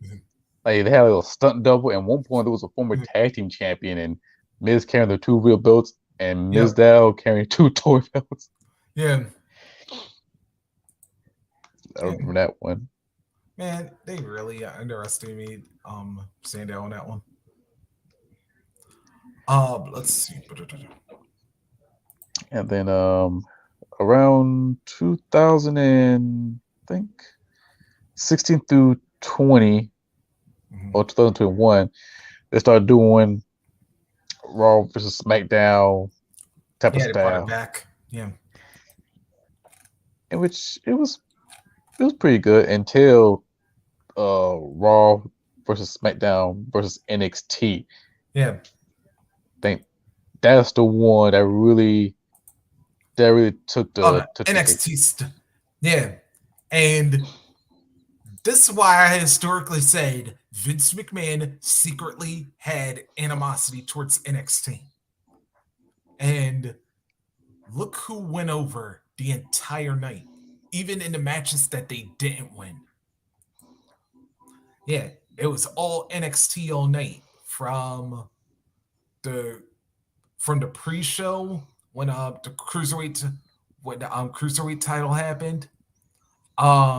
Even the tag match, even though Viking Raiders beat the New Day Undisputed in that one.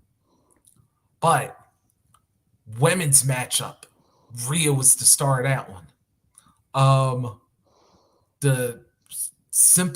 The secondary champions, Roderick Strong, wound up going over that one. And which, by the way, hell of a match between him, AJ, and Nakamura. Mm-hmm. Hell, the NXT title match between Adam Cole and Pete Dunne. And then, of course, the men's Survivor Series with especially even though like Roman wound up getting a win in that one, but the reaction Keith Lee got during that match. Yeah. That was huge. Yeah. That was really huge for that one. Yeah. And then of course, the finale where Shayna Baszler wound up taking down Becky and actually I think she got Bayley in the clutch for the win. Yeah. That was, like I said, that night, was all NXT. And like, even though like they had strong performance the entire night, that night I said, if it wasn't clear Vince McMahon didn't have animosity towards NXT, that night proved it, because you think most of them came from War Games 24 hours earlier and then come back and still to show Survivor Series. I think they're doing it because, of course, AEW defeat them in a Tuesday Night War or Wednesday Night War, and they try to rebrand NXT back up again. Yeah, and still, because this is just the beginning of it. AEW, and still cannot catch up with AEW, despite of NXT. If you look back the history between Survivor Series and Fall Brawl, and say who got the best events, I'm about to give the edge towards War Game a little bit, or Fall Brawl just a little bit, because some of the cards is stacked from top to bottom, and they give you great moments. As far as the matches goes, War Game, they got some pretty good War Games, but Survivor Series as a single match or just a Survivor Series match of itself, it has some good key moments. So it's like War Game or Fall Brawl had the good events, but Survivor Series had good matches because of the moments. So it's like you take one from another. Now NXT, that's a give and take. Oh, I take it back. They had good shows as well, but it's a split between the two. And to this day, I had to go the opposite way with that one, because with Fall Brawl, they had some matches that could have been. They had some matches that were good, but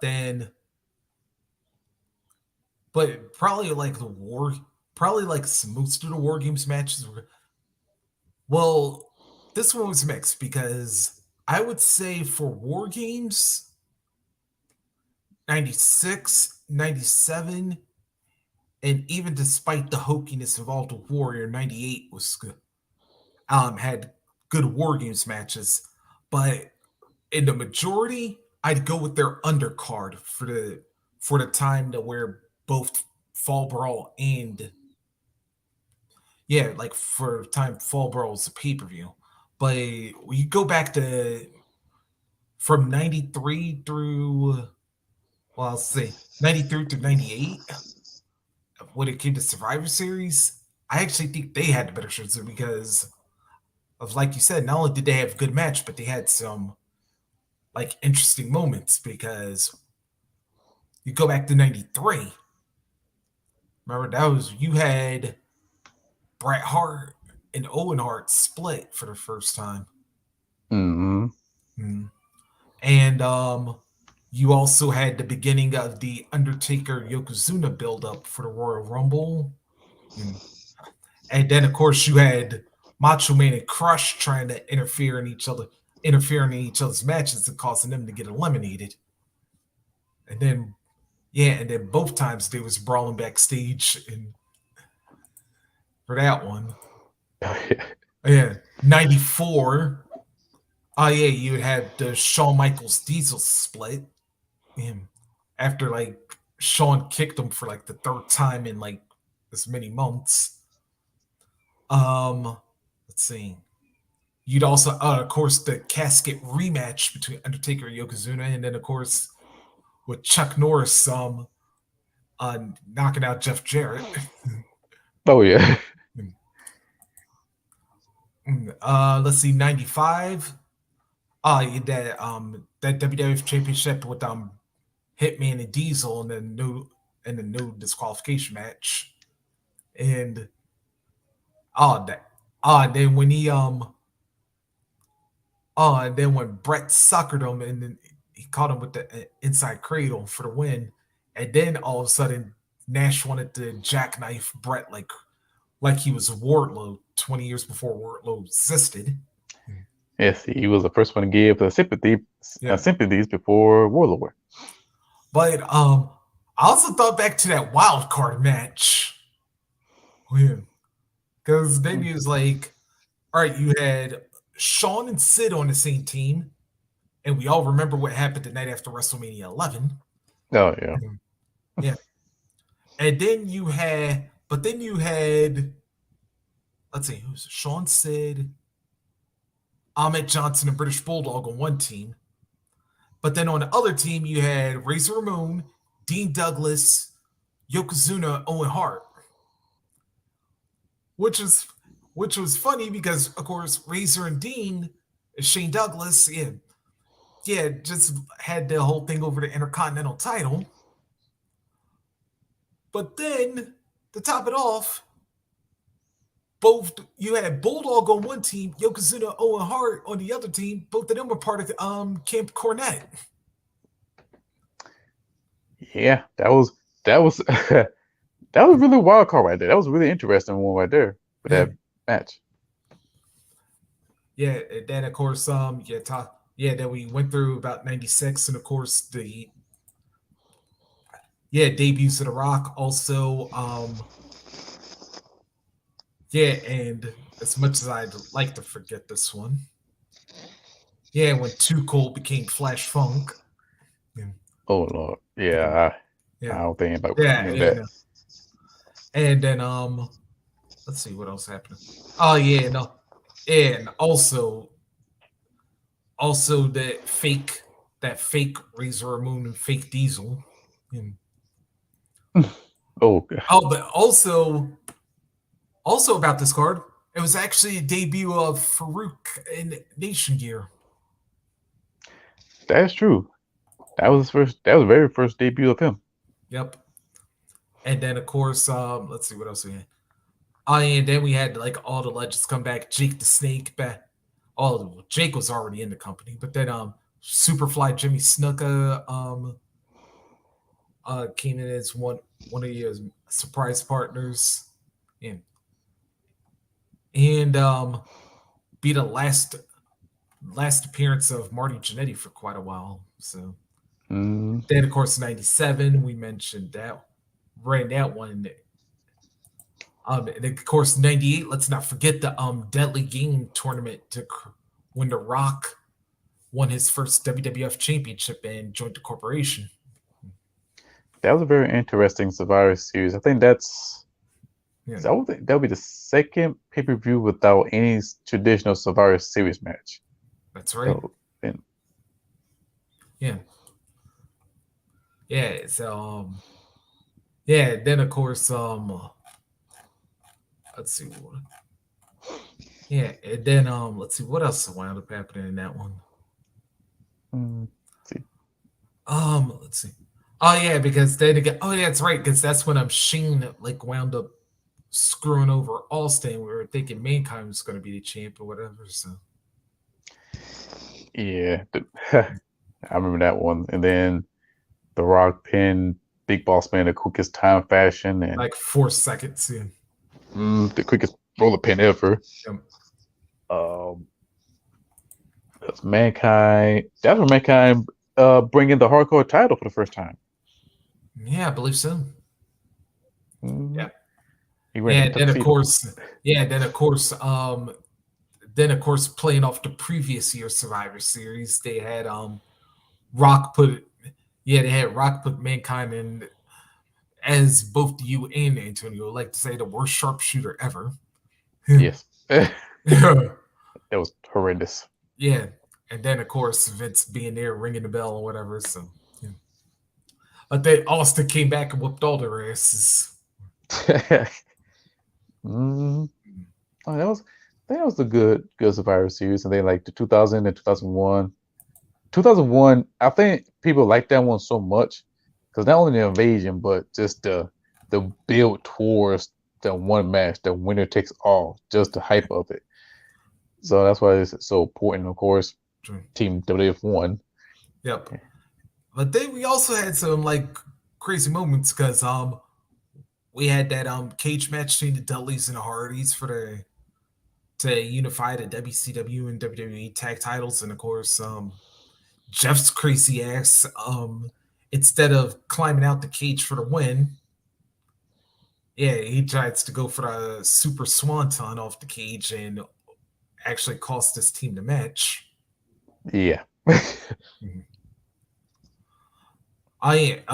Edge and Test for the Intercontinental and US titles. And Test won in that battle royal where he couldn't get fired for the whole year. The immunity. Yep. And then Trish's first run as women's champion, which saw the surprise debut of Jazz. Yeah, that's where she made her mark. I think that's where the women wrestling started taken seriously, because I remember that in the biography or documentary from either Trish Stratus. Yeah, Trish Stratus. And she was talking about it. She wanted to showcase we're not just an eye candy, we are professional wrestlers. And that match itself showcased it. And that's the other hidden gems that people barely talked about it, but it's still good showcase for all the women that they can wrestle.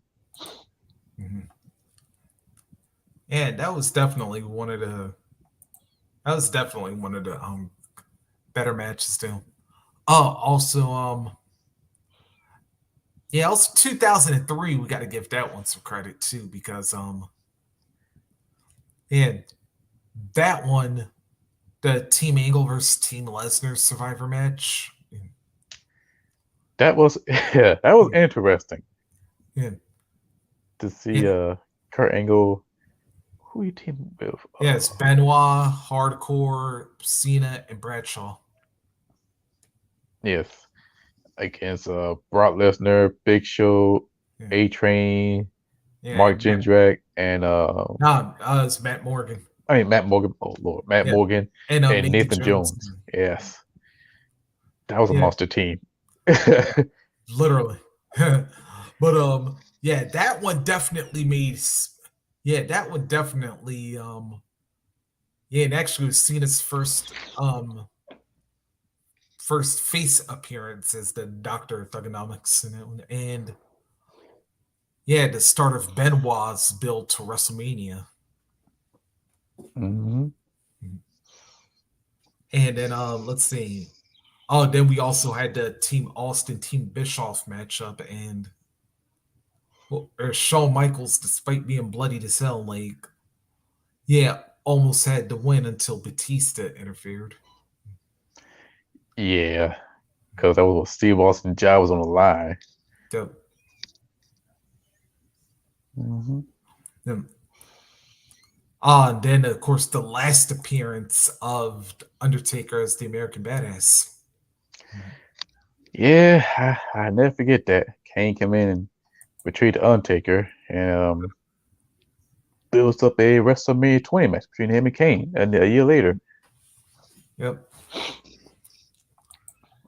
Yeah, so there were definitely some great Survivor Series moments, and of course, let's see, what was it? Trying to remember which Survivor Series it was.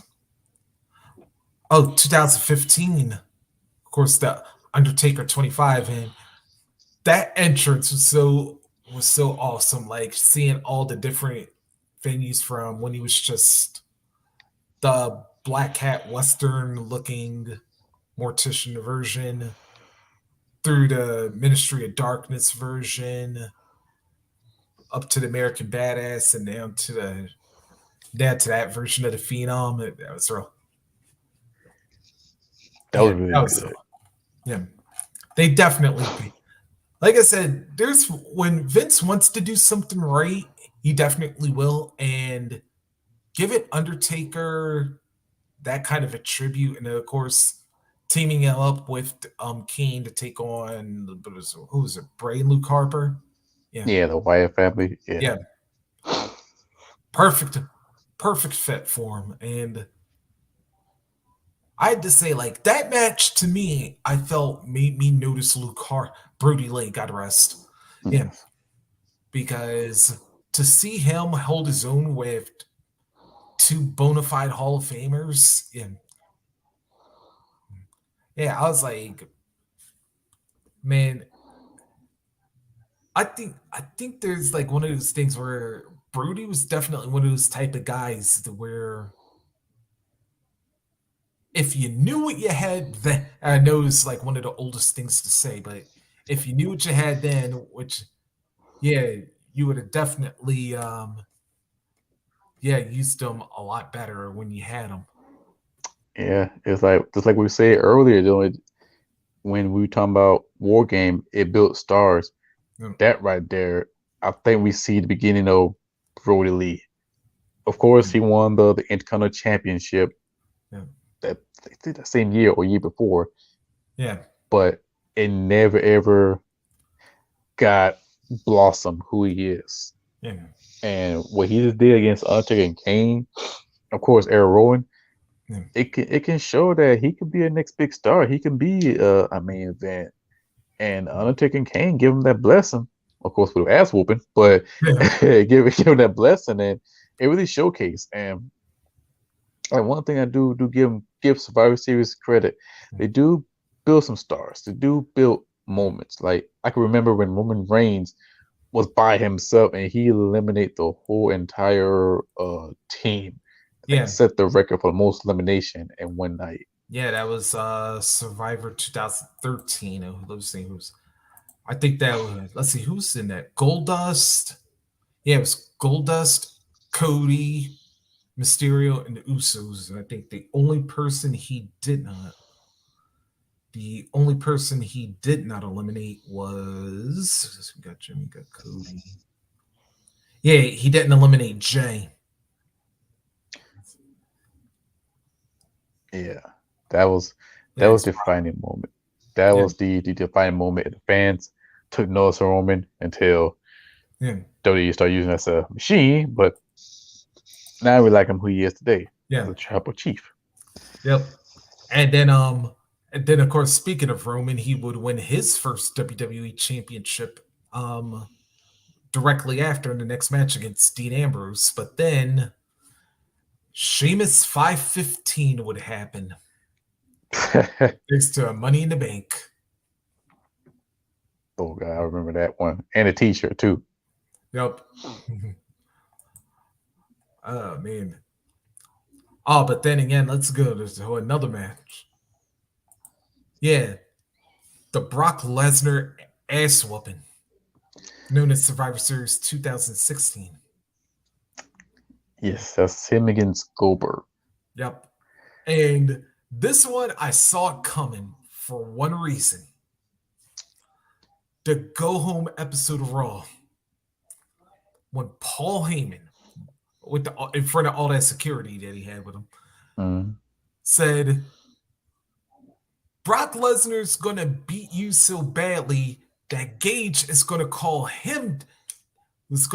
Brock Daddy. I was like, the moment Paul Heyman uttered that comment, I'm like, I'm going to tell everybody this now. Do not expect this match to last long. Because Goldberg is going to whoop. And the thing, he had 6 days to stew over that comment in his head. I was like, yeah. He probably set a new record for how many times he busted his head open on a locker. Waiting for that moment.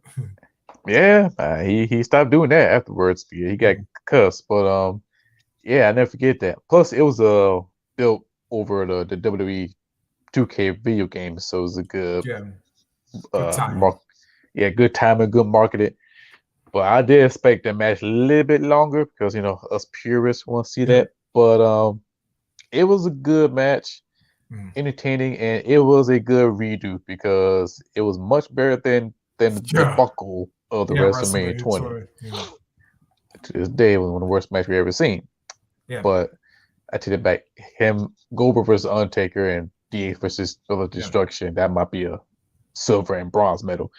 But but that Survivor Series was really good. And then I go to start doing the champion versus champion, WWE Championship versus the Universal Championship matches. That was really good.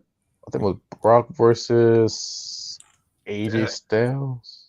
Yep. No. Yeah. At 17, it was. Good match, good storytelling. I was rooting for my boy AJ.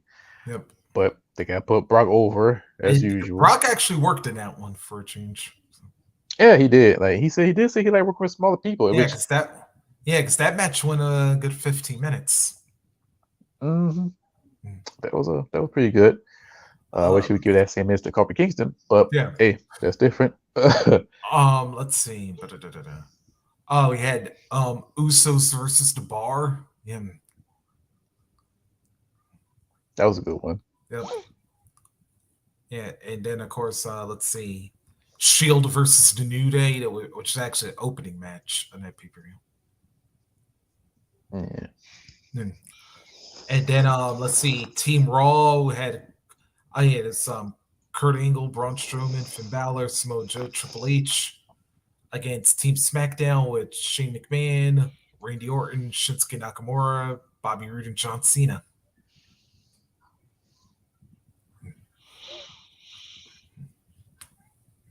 That was a good stacked pay-per-view card right there. Yeah. Even though we did have to put up with Baron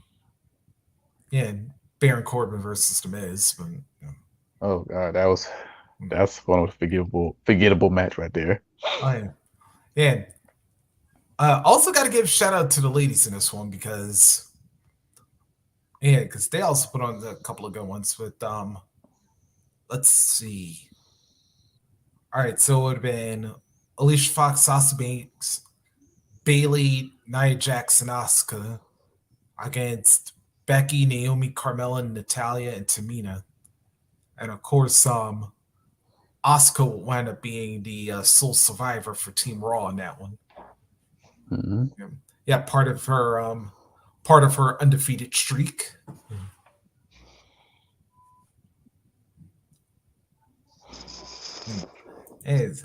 But there was definitely a lot of star turns because even go back because Bayley the year before, when she and Charlotte were the survivors for Team Raw. That was actually Bayley who got the winning pin on Becky Lynch. Yeah, I think the fans was really behind Bayley for a good bit. Yep. Then of course 2018, let's see, we had Brock Lesnar against the new Daniel Bryan. Let's see, it's Seth Rollins, Shinsuke Nakamura, because that one, of course, Monday Night Rollins at that point in time, putting on like the match of the night almost every night that for the 2018 all the way up to his run at the Universal title. Yeah. Let's see.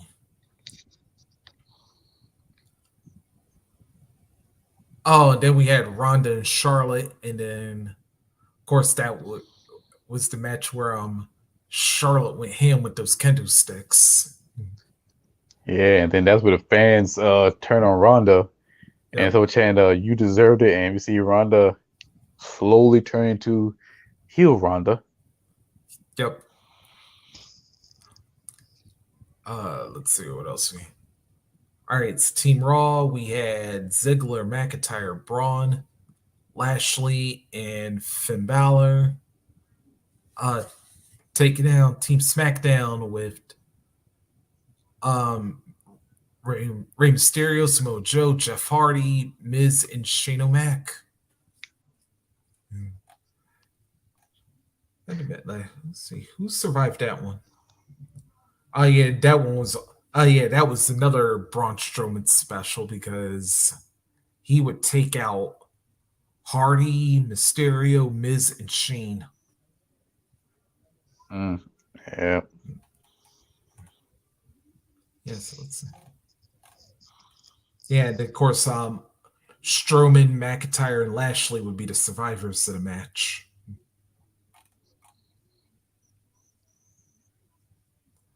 Oh, so let's see who did. All right, so let's see who got rid of. Oh, Shane. All right, it's Jeff. All right, let's see. Oh, McIntyre got rid of Joe. Yeah, like, oh yeah, I guess that's right. Because went 30 seconds and then he just caught him with a quick claymore or something like that. Yeah. Oh yeah, he got him a quick lemonade. Yeah, yeah, kind of like how Walter got done the following year. But oh, I almost forgot about this incident.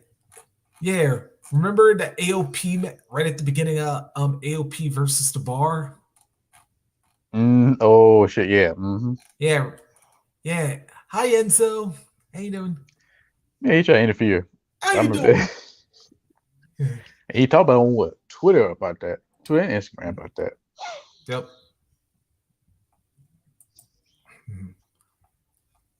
And then of course, the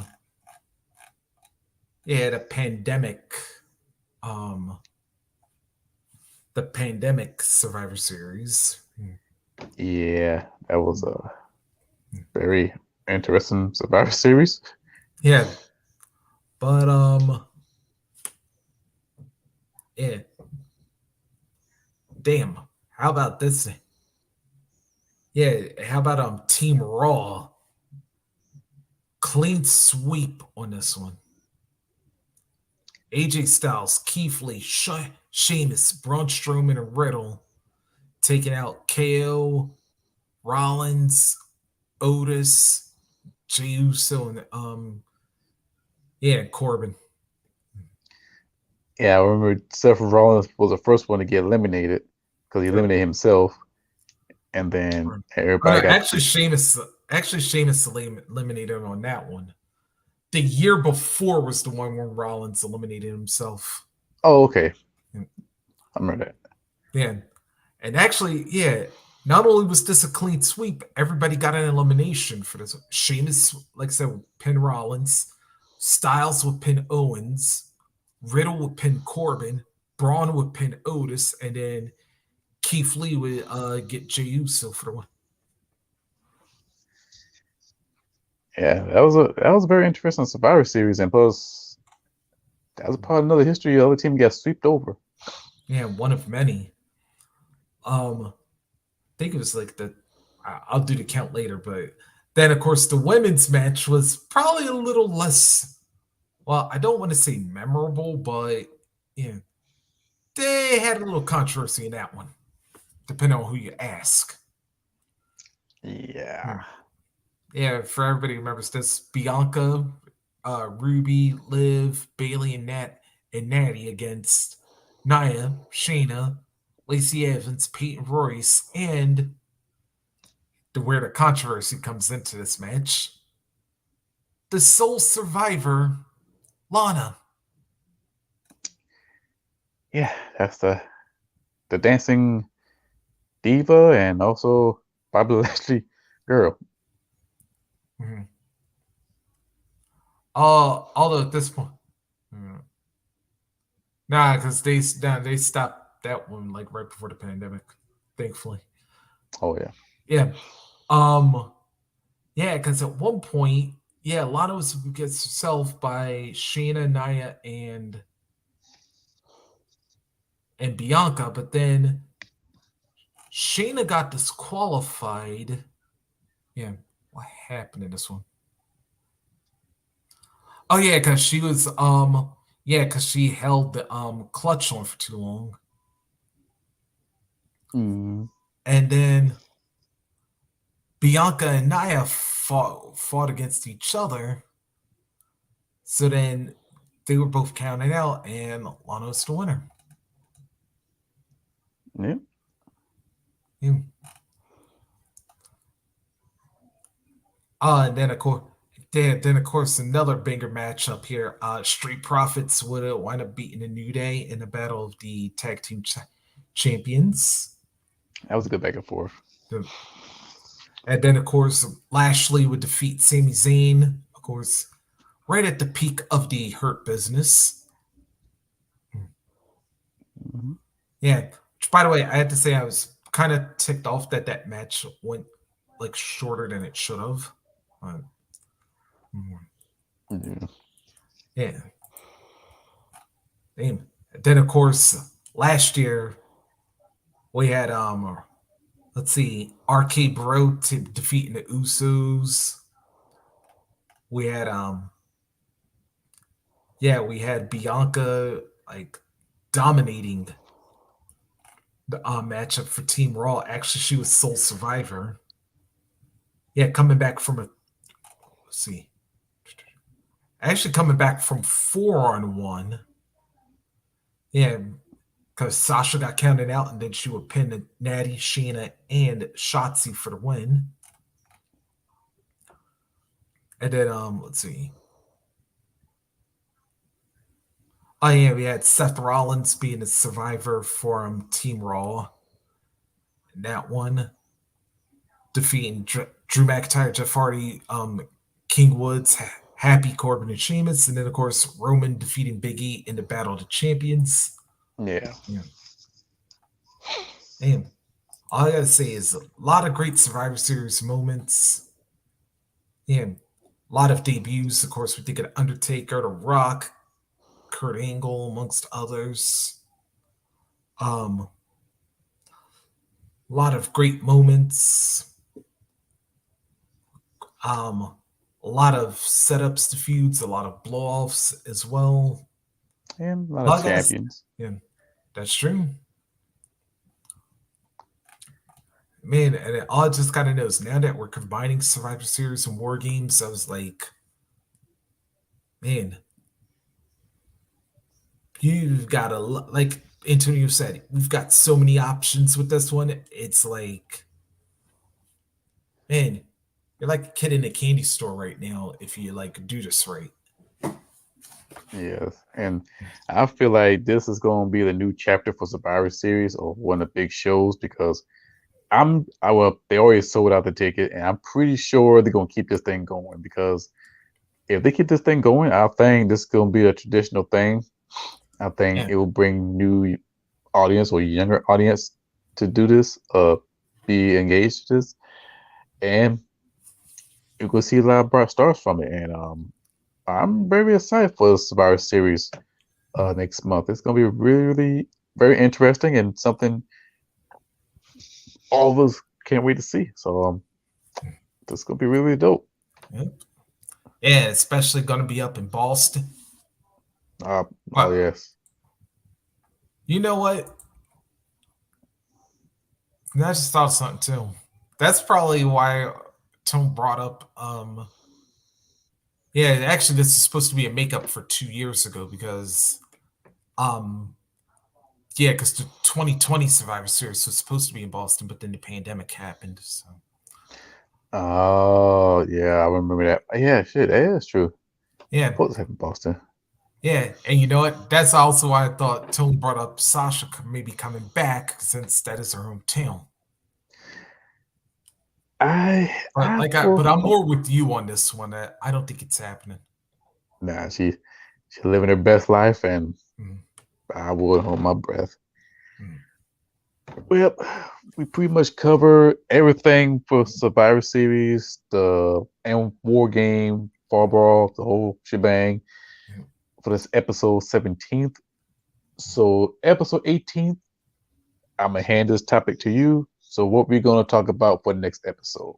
Ooh. All right, let me see. First of all, you know what? I was gonna say. Hold on, let's see. Whoa. Yeah. By the way, when are we doing next week's episode? Just for the record. For next week episode, we're gonna go back to the regular schedule, back on Sunday. Okay. All right, so for this one, since we're approaching the crowning of the first ever IWGP Women's Champion, I'll say let's do this. Let's make this ladies' night next week. And we talk about the many great women's champions that there have been. Okay.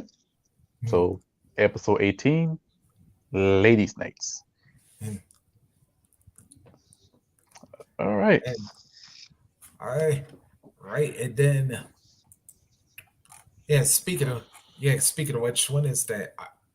November 20th, that's right, will be the date for Historic Crossover.